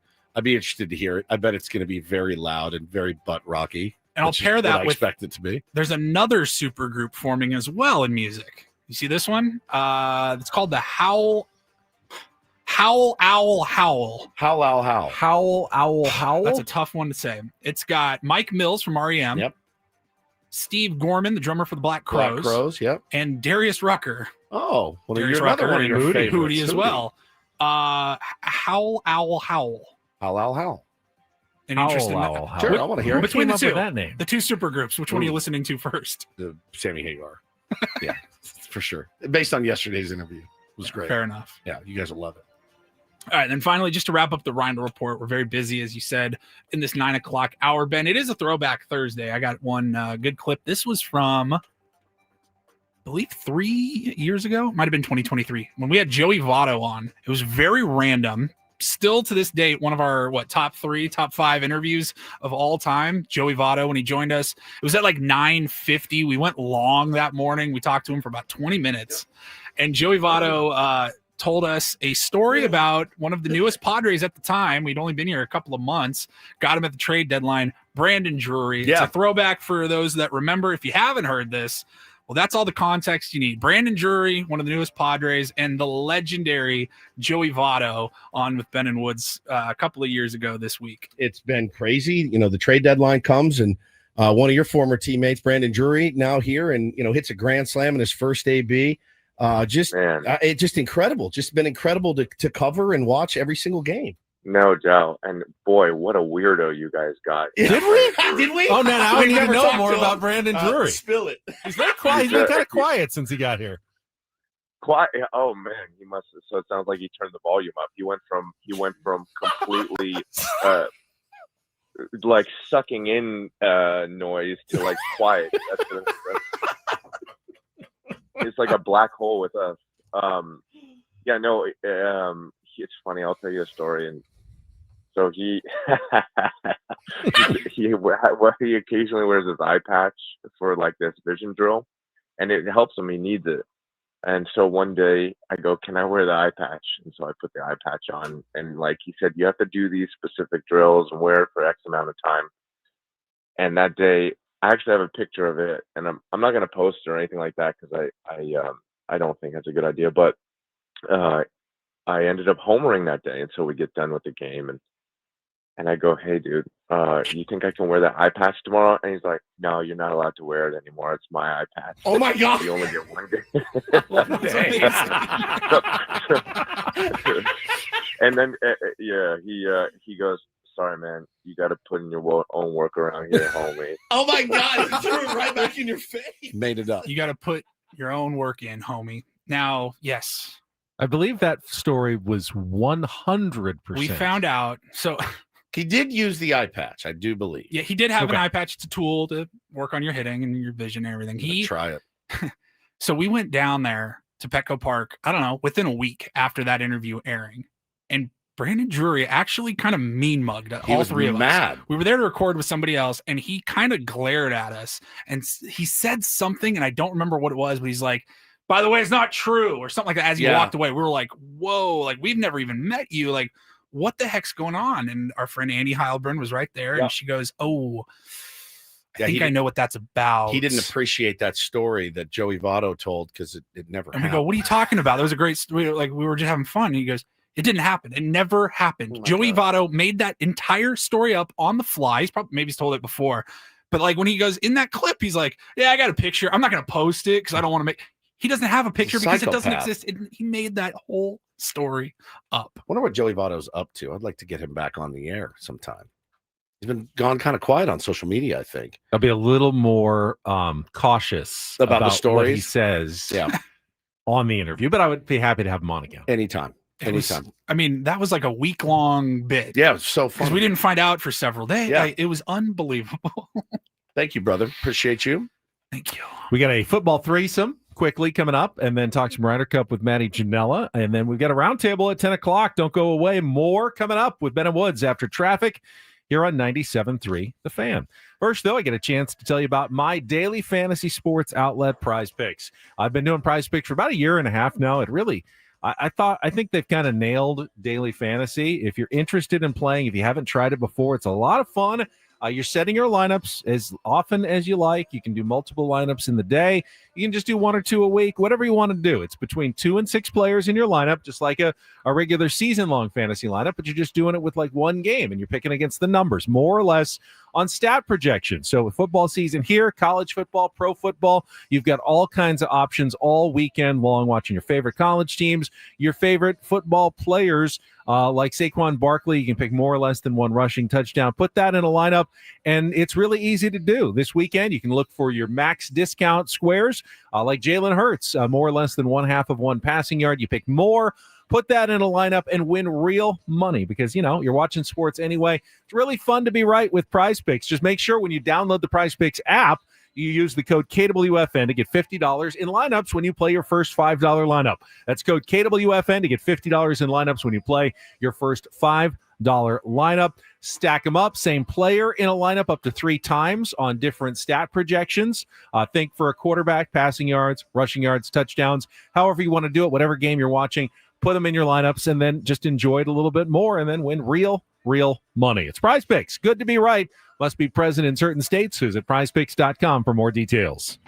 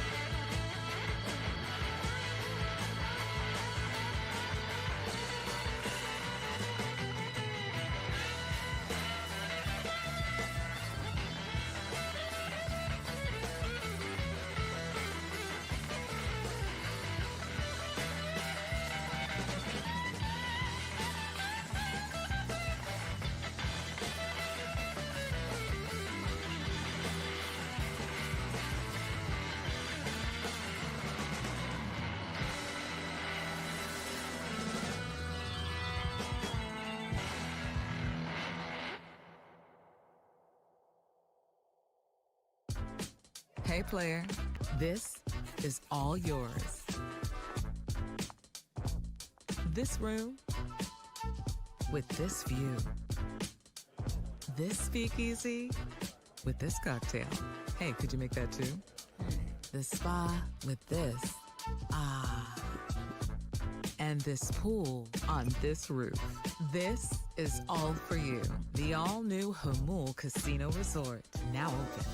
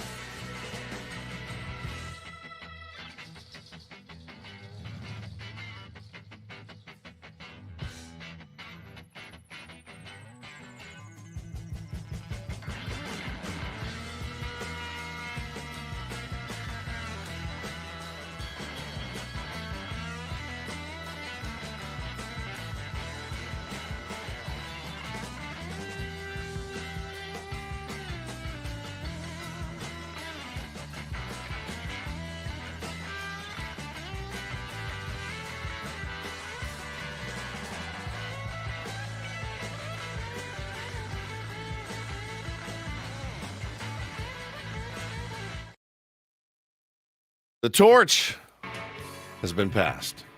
You've been replaced. I have been replaced. But your choice. My choice.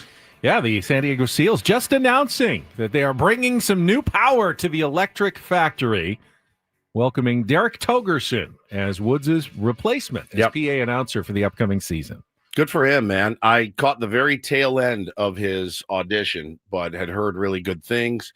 There were a couple of other guys in there that I really, really liked as well. But I think it's a good fit. You know, I do. I think it's a good fit. He's been to damn near every game that we've had. So I think he can come in and hit the ground running, and anything he needs, I'm there to help. If he just wants to do it by himself, that's good too. Whatever you want to do. But I'll be there opening night as well. Can't wait. Got my season tickets sent to my account the other day, and very, very excited for the Seal season to get going. I love it.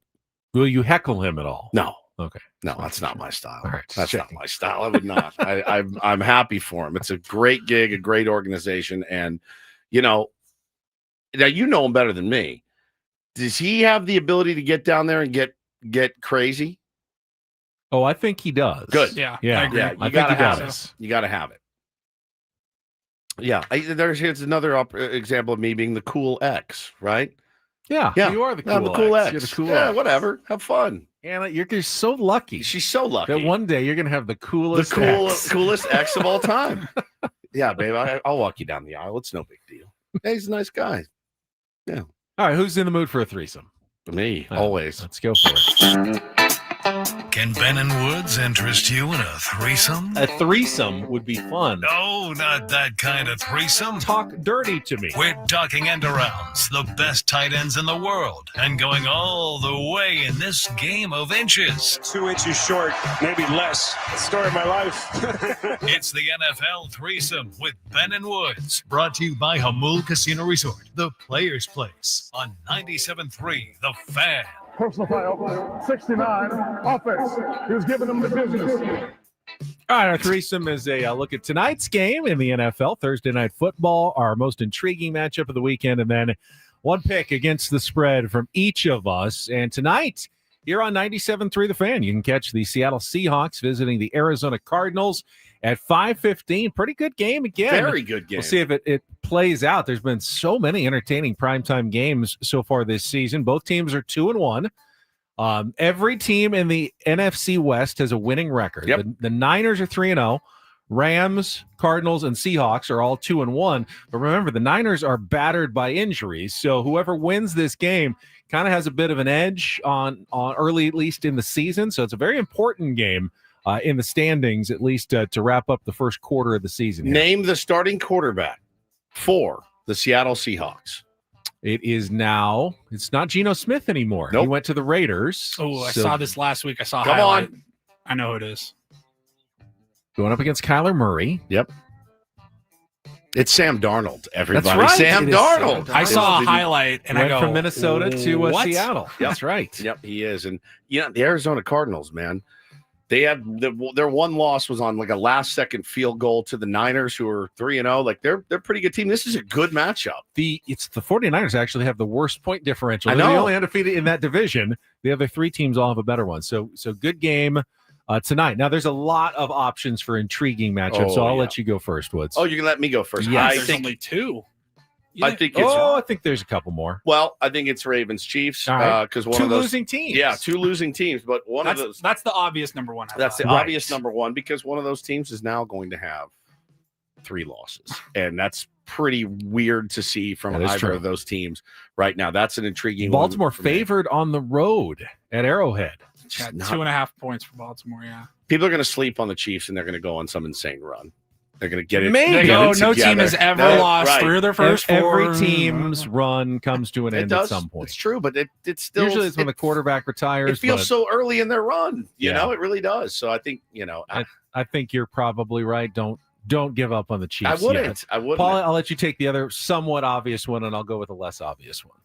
My second pick would be the Eagles and Yeah. the Bucks. Both undefeated. really good one. Yeah, 2 really good teams. Eagles They're fun to watch, man. They Like, are, but the the Eagles are fun to watch, and I don't know what it is. I love Baker Mayfield. I course. like watching him play. So Eagles had to scrap one out last week, needing all block field goals, all kinds of stuff. They're again, our buddy that we play ball with, Stevie. He's from Philly. He's like, Eagles 3-0, baby. I'm like, yeah, you still want to fire Sirianni, don't you? He's like, yeah, pretty much. You know, like that's just the 3-0. Are they the most believable 3-0 team? I don't think so. I think that, I actually think the Bucks can win this game. So the Eagles don't play well in Tampa. I think they've lost like 5 in a row. Sirianni is like taking them a day early, like to try to mix things up because they've had such struggles when they've gone down to Tampa. But they're favored. Mike Evans out. Yeah, That's for Tampa. a bummer. Philly is favored by 3.5. I Yep. think that's too much. If I was playing that one, I'd probably go with the Bucks too, especially getting the points. But there's one more game, and I think I know which one you're going to pick. Well, I'm going to pick the very early morning Sunday game from Ireland. The Minnesota Vikings and the Pittsburgh Steelers, both 2-1. That game going to be played in Dublin, Ireland at Croke Park. A big game for both teams who are both 2-1. 6:30 a.m. 6:30 a.m. You I'll be can't up. sleep. I'll be you up. can turn on NFL Network at 6:30 and see the NFL from another country. They're really going to try to play it in every country on the planet at I think so. some point. I thought you might go with the Colts and the Rams, a 3-0 Colts versus the 2-1 Rams. It doesn't do much for me, that matchup, but should be a good game. How about the Giants fan that has now seen Daniel Jones just tear it up for the Colts? So as we get to our picks, that's where I'm going, though. Colts and Rams, a good game, but in Los Angeles, and I think it is just time for 1 week for Daniel Jones to come back down to earth a little bit. Rams solid. What's the line? Defensively, Rams by 3.5, and I'm going to give up those points at home. And I'm going to say the Colts are fine at being 3-1. They're going to have a bad game at some point. They're not this good. They're not a 15-2 type team. There's going to be some losses for the Colts, and this will be one of them. I don't know that they'll get embarrassed, but I can see an 8 to 10 point Rams victory in this one at home. So I will take the Los Angeles Rams, and I will give the 3.5 points against the Indianapolis Colts. There's a huge spread in the NFL this week. There It's is. It's the Buffalo Bills. 15 Everybody's and a- survivor pick. if they haven't done it 15 already. and a half. 15 and a half over the Saints, who are not great. I can't do it. I can't go either way. So I don't think Megan Perry was asking for my survivor pick advice. She didn't want to take Buffalo. I go, why don't you want to take Buffalo? She says, everyone else is taking Buffalo. And I go, well, there's a reason everyone's taking Buffalo. Yeah, sure, just to win without covering the spread. Now, if you pick someone else and Buffalo loses, you'll probably win your survivor pool. Yeah. Like everybody will be eliminated. So if you want to go out on a limb, but I couldn't. I mean, she was thinking of taking like Carolina at New England, or New England against Carolina. I go, I don't trust the Patriots that much, even against Carolina. You got Buffalo against New Orleans. Boy, that Jets-Dolphins 0-3 matchup is screaming at me as well. No, I don't know why I hate the Giants. I hate the Giants. I'm taking the Chargers to score a touchdown more at 6.5 over the Giants. Jackson Dart getting his first start. I know. I was looking at another relatively big spread. I was looking at Sunday night, Green Bay minus 6.5 over the Cowboys. Cowboys already look like they're in midseason form of just not able to cover anything, not playing well. But I think I'd probably stay away. I think I'm going to go with, I would actually take Seattle tonight with the Cardinals. I don't know how their running game is going to be. James Conner. It's a close enough. It's a 1.5 point spread. So you're like, all right, can you win by 2 or more? If you're going to win, it's probably going to be by 2 or more, so I'll take that. Green Bay's interesting because they're probably ticked after losing to Cleveland last week. Yes. They might want to take it out on Dallas. They looked great before that. That's another survivor pick that probably went in the crapper last week. I'm sure. You know? And that's our football threesome. We'll come back, and we'll be joined by our friend Matty Janella, get an update. He had a health scare recently. The Ryder Cup, maybe the biggest team golf event we've ever seen in our lifetime, starting tomorrow morning. Get you updated on that coming up next here on 97.3 The Fan. But first, let me tell you about Eco Water. You hear Eco Water all over the radio station. Huge partner of ours, and I'm very grateful we got the Eco Water system in our home. I've got an Eco Water Yeti, and it's filled with Eco Water. Go figure. The best water that you can have for your family, for yourself. It's and they're so far ahead of like the technological advancements. It's pretty cool. The first with remote monitoring, the first with Wi-Fi and leak detection, the first with whole home automatic cutoffs that can stop a leak before it becomes a disaster. It's protection you can actually see and control. They have the latest, most advanced technology in water treatment for your family and your business. We have it here at the station as well. Not just first in the industry, but most advanced today. It's not just about protection, though. It's about better water for everything that you use it for. It is bottled quality water straight from the tap. You add the alkaline filters, your hydration gets a healthy boost. Skin feels better. Coffee tastes better. And, it's great. The family all loves it. The pets love it, as far as I can tell. When your water is this pure, you can taste and feel the difference. Try the Soft Life and alkaline water now. Just $9.95 a month. 760-350-3338 or go to ecowatersocal.com. Let them know Woodsy sent you. Not everything in life should be hard, especially your water. Keeping it soft since 1925.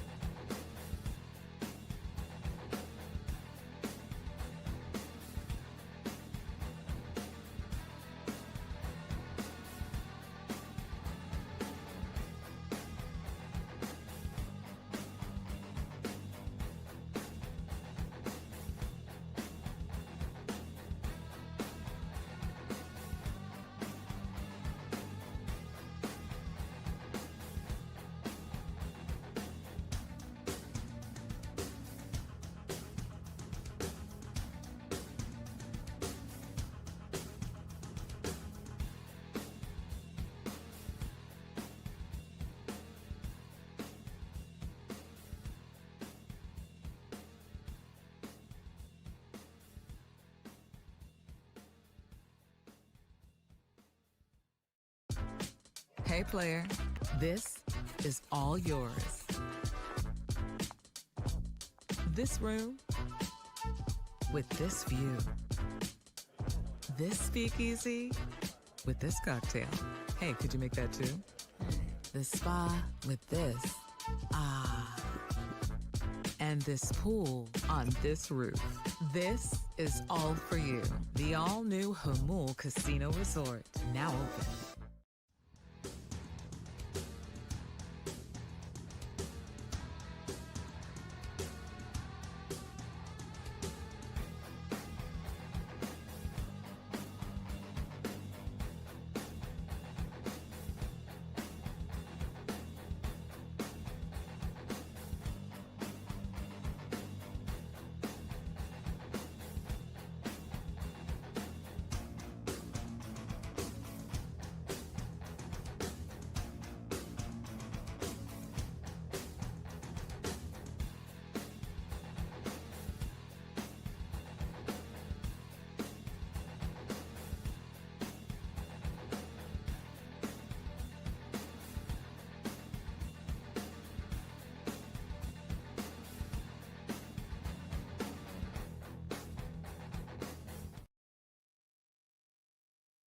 I know for a fact that our next guest is a regular listener and fan of the Roundtable. So he's got that to look forward to coming up in about 20 minutes. But first, we're going to talk a little Ryder Cup with Matt Janella right after our last check of traffic here on 97.3 The Fan. From the 855 Get Ross Traffic Center, protecting San Diego after accidents or injury.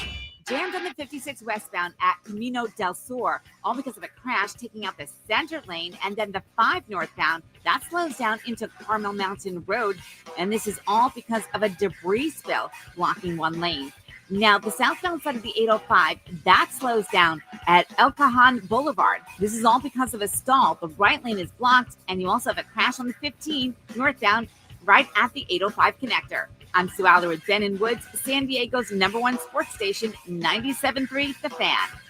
I've got to say, as Woods saw yesterday when I started talking about the Ryder Cup. Oh, my God. Don't know that I've ever been excited for a golf competition like the one coming up this weekend. And we're joined right now by our friend, Matt Janella, former correspondent for the Golf Channel, now with Fire Pit Productions, was kind enough to come in and sit in for you a few weeks ago. Matty, it is good to see you. Good morning. Good morning, guys. I love this. I love you guys. I love this. I love this station. I love everything about it. I love being on with you guys. Thank you, man. Thank you for having me. I know you're geeked about the Ryder Cup. What a week for you. Like, you got the Ryder Cup and then you got Padres baseball on Tuesday. It's the dream.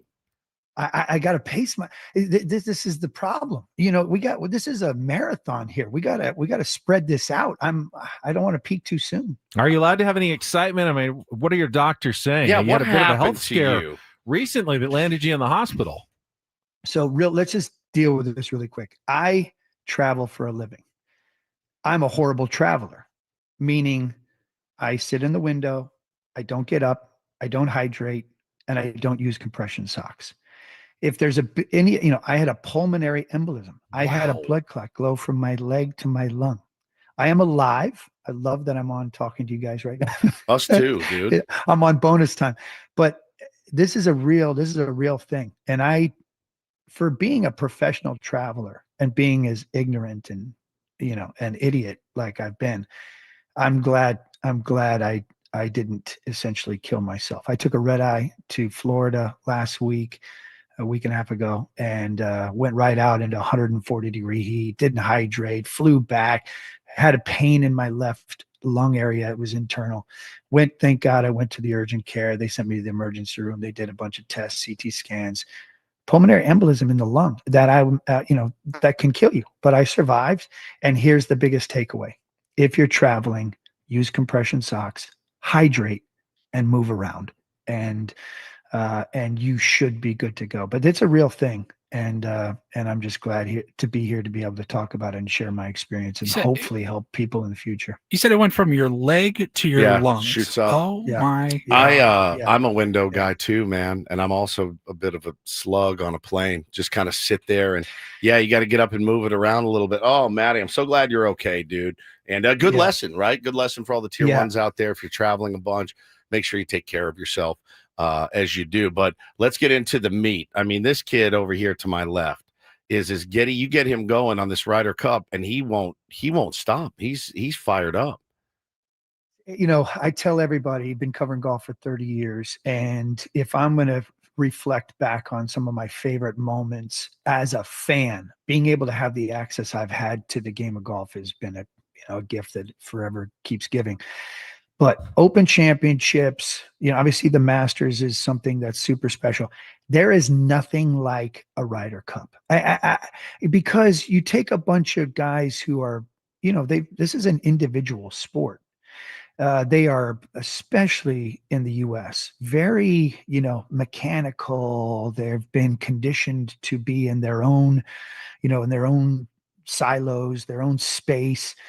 And you mix all that up and you throw it into this venue and, this Coliseum feeling. It's the best the game gives us, and it only happens every 2 years. And that kind of even makes it better. It's the fact that Europe has won 10 out of the last 14, which is now an official rivalry, and for whatever reason, even though they win all the time, they're always the underdog. The US in theory is supposed to win. But look at, you got the team. If you add up all the wins on the team USA this year, and they got 4 rookies, which is a recipe for disaster. And they don't have a lot of real, grizzled veterans. They can only get to 26 points amongst the team of 12. Wow. On Europe, amongst 5 players, Rory, Fleetwood, Justin Rose, Tyrrell Hatton, John Rahm. They have 48 points and 14 ties just amongst those 5, and they only have 1 rookie. And that's a big advantage. Matty, and then you throw in the Bethpage Black, which is New York, Long Island. It's expected to be, and I don't think I'm exaggerating, probably the loudest, rowdiest golf crowd. I mean, when you see the WM Phoenix Open gets pretty crazy, obviously, but in terms of like cheering for and against people, is this going to be something we've never really seen in golf this weekend? I mean, it went to Chicago in 2012. I mean, they're big cities in there, and yes, I think it's going to be amplified, not only because it's New York and it's Bethpage and Long Island, and that just always is loud. And there's the history of the Sergios and the Montgomerys who have taken flack from the fan. But in this setting, I don't know. I think it only is going to, it's hard to win on the road in a Ryder Cup, except for, who does it all the time?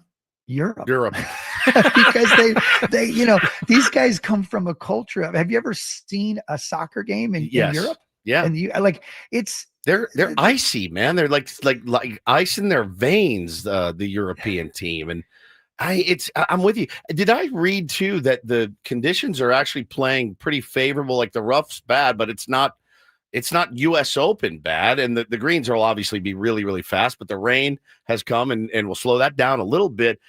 It's going to favor the long hitters. We've got a bunch. They've got a bunch too.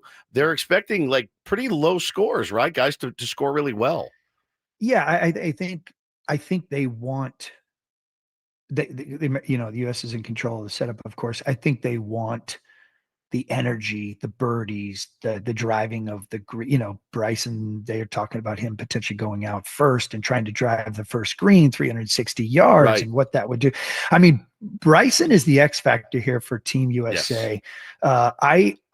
I would hitch my wagon to him big time. And it looks like that's kind of what they're doing. They're embracing it. They're embracing him and the energy he brings.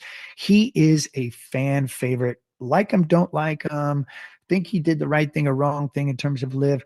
He in this scenario, wash it all away and turn him loose. If I'm, the best player, this is the facts, right? One of the biggest dogs and best players on Team USA right now didn't even bring his clubs this week in Keegan Bradley. That's another advantage Team Europe. So if you're going to do something, I'd go all in on Bryson right now. Yeah, Keegan could have picked himself. If people who don't follow golf, he's the captain, and he gets 6 captain selections. he was one of the better players, but decided not to pick himself so he could focus on captaining. Will that pay off? Will that backfire? It's one of the other stories that's so big this week. One other thing I wanted to ask.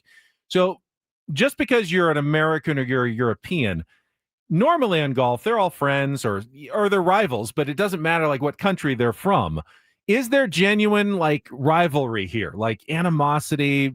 How much is that going to play in between the two sides, do you think, this weekend? It's a real thing. It definitely exists, whether they want to admit to it or not. It just is. It certainly as it relates to Rory and Bryson. And I think one of the things I wish we could change is being able to give the captains more opportunity to actually set the singles lineup in which it's not random as to who they get paired against. Because are you kidding me? A Rory Bryson Sunday match for a Ryder Cup at Bethpage in which it means something, and say they're slotted in the 9th or 10th spot, in which you might have a winning point come from that pairing. That would explode. That would pop the internet. The sports internet would go, the top would come off, and we'd want to see that. But I do think there is some chirping, because you got egos, you got country, you got the flag essentially that you're playing for something bigger. Of course it's a real thing, and I think it only gets amplified in this setup. Maddie, we appreciate it as always. Did you survive all the Real Housewives drama from this season? It seemed like it was pretty crazy. We don't really watch that closely, but I know I've heard some stories from you. My wife, God love her.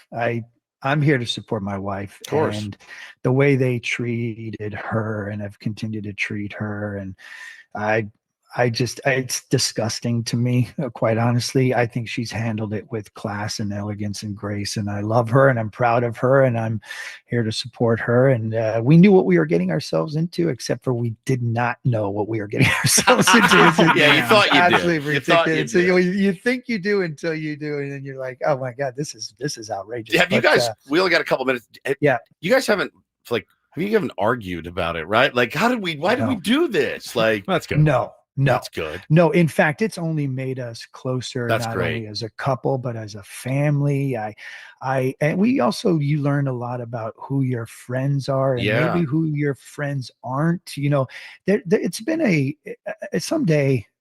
She's writing a book, because she has an interest. That's also kind of the biggest frustration. Is my wife is fun and funny, and has lived a very interesting life as an adoptee from Korea and raised by an amazing set of parents in Lawrenceville, Georgia, but an Asian in a very predominantly white community, and has dealt with a lot of weird stuff and had a horrible first marriage and a lot of stuff, and that doesn't get to come out, of course, unfortunately, when nobody stops to actually listen to her, ask, or cares. And that seems to be a big miss as it relates to the platform, the show, and the structure of the people who are on the show.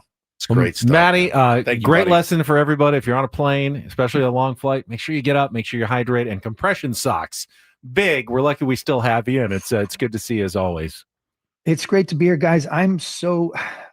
We're all cautiously optimistic. The bruises and the bumps of being a Padre fan that gets us here. We're all in it together. I love you guys. I love how you cover this team and the support of this city. I love this fan base.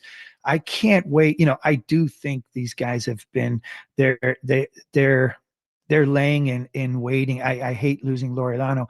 I do think it's set up well with King coming back, and man, Vasquez has been found gold. And I'm just very cautiously optimistic about this team. Maddie, we got a roundtable to get to. I got to cut you off. I'm sorry. We got like 15 seconds. We got to go over to the right studio. From here to listening to you. Thank you. Love you, Maddie's in for the roundtable. We're in for the roundtable. We'll see you in a couple of minutes over in the sound space. Until then, thanks for joining Ben and Woods here on 97.3 The Fan. We'll be right back. And thank you to Maddie Janella as well.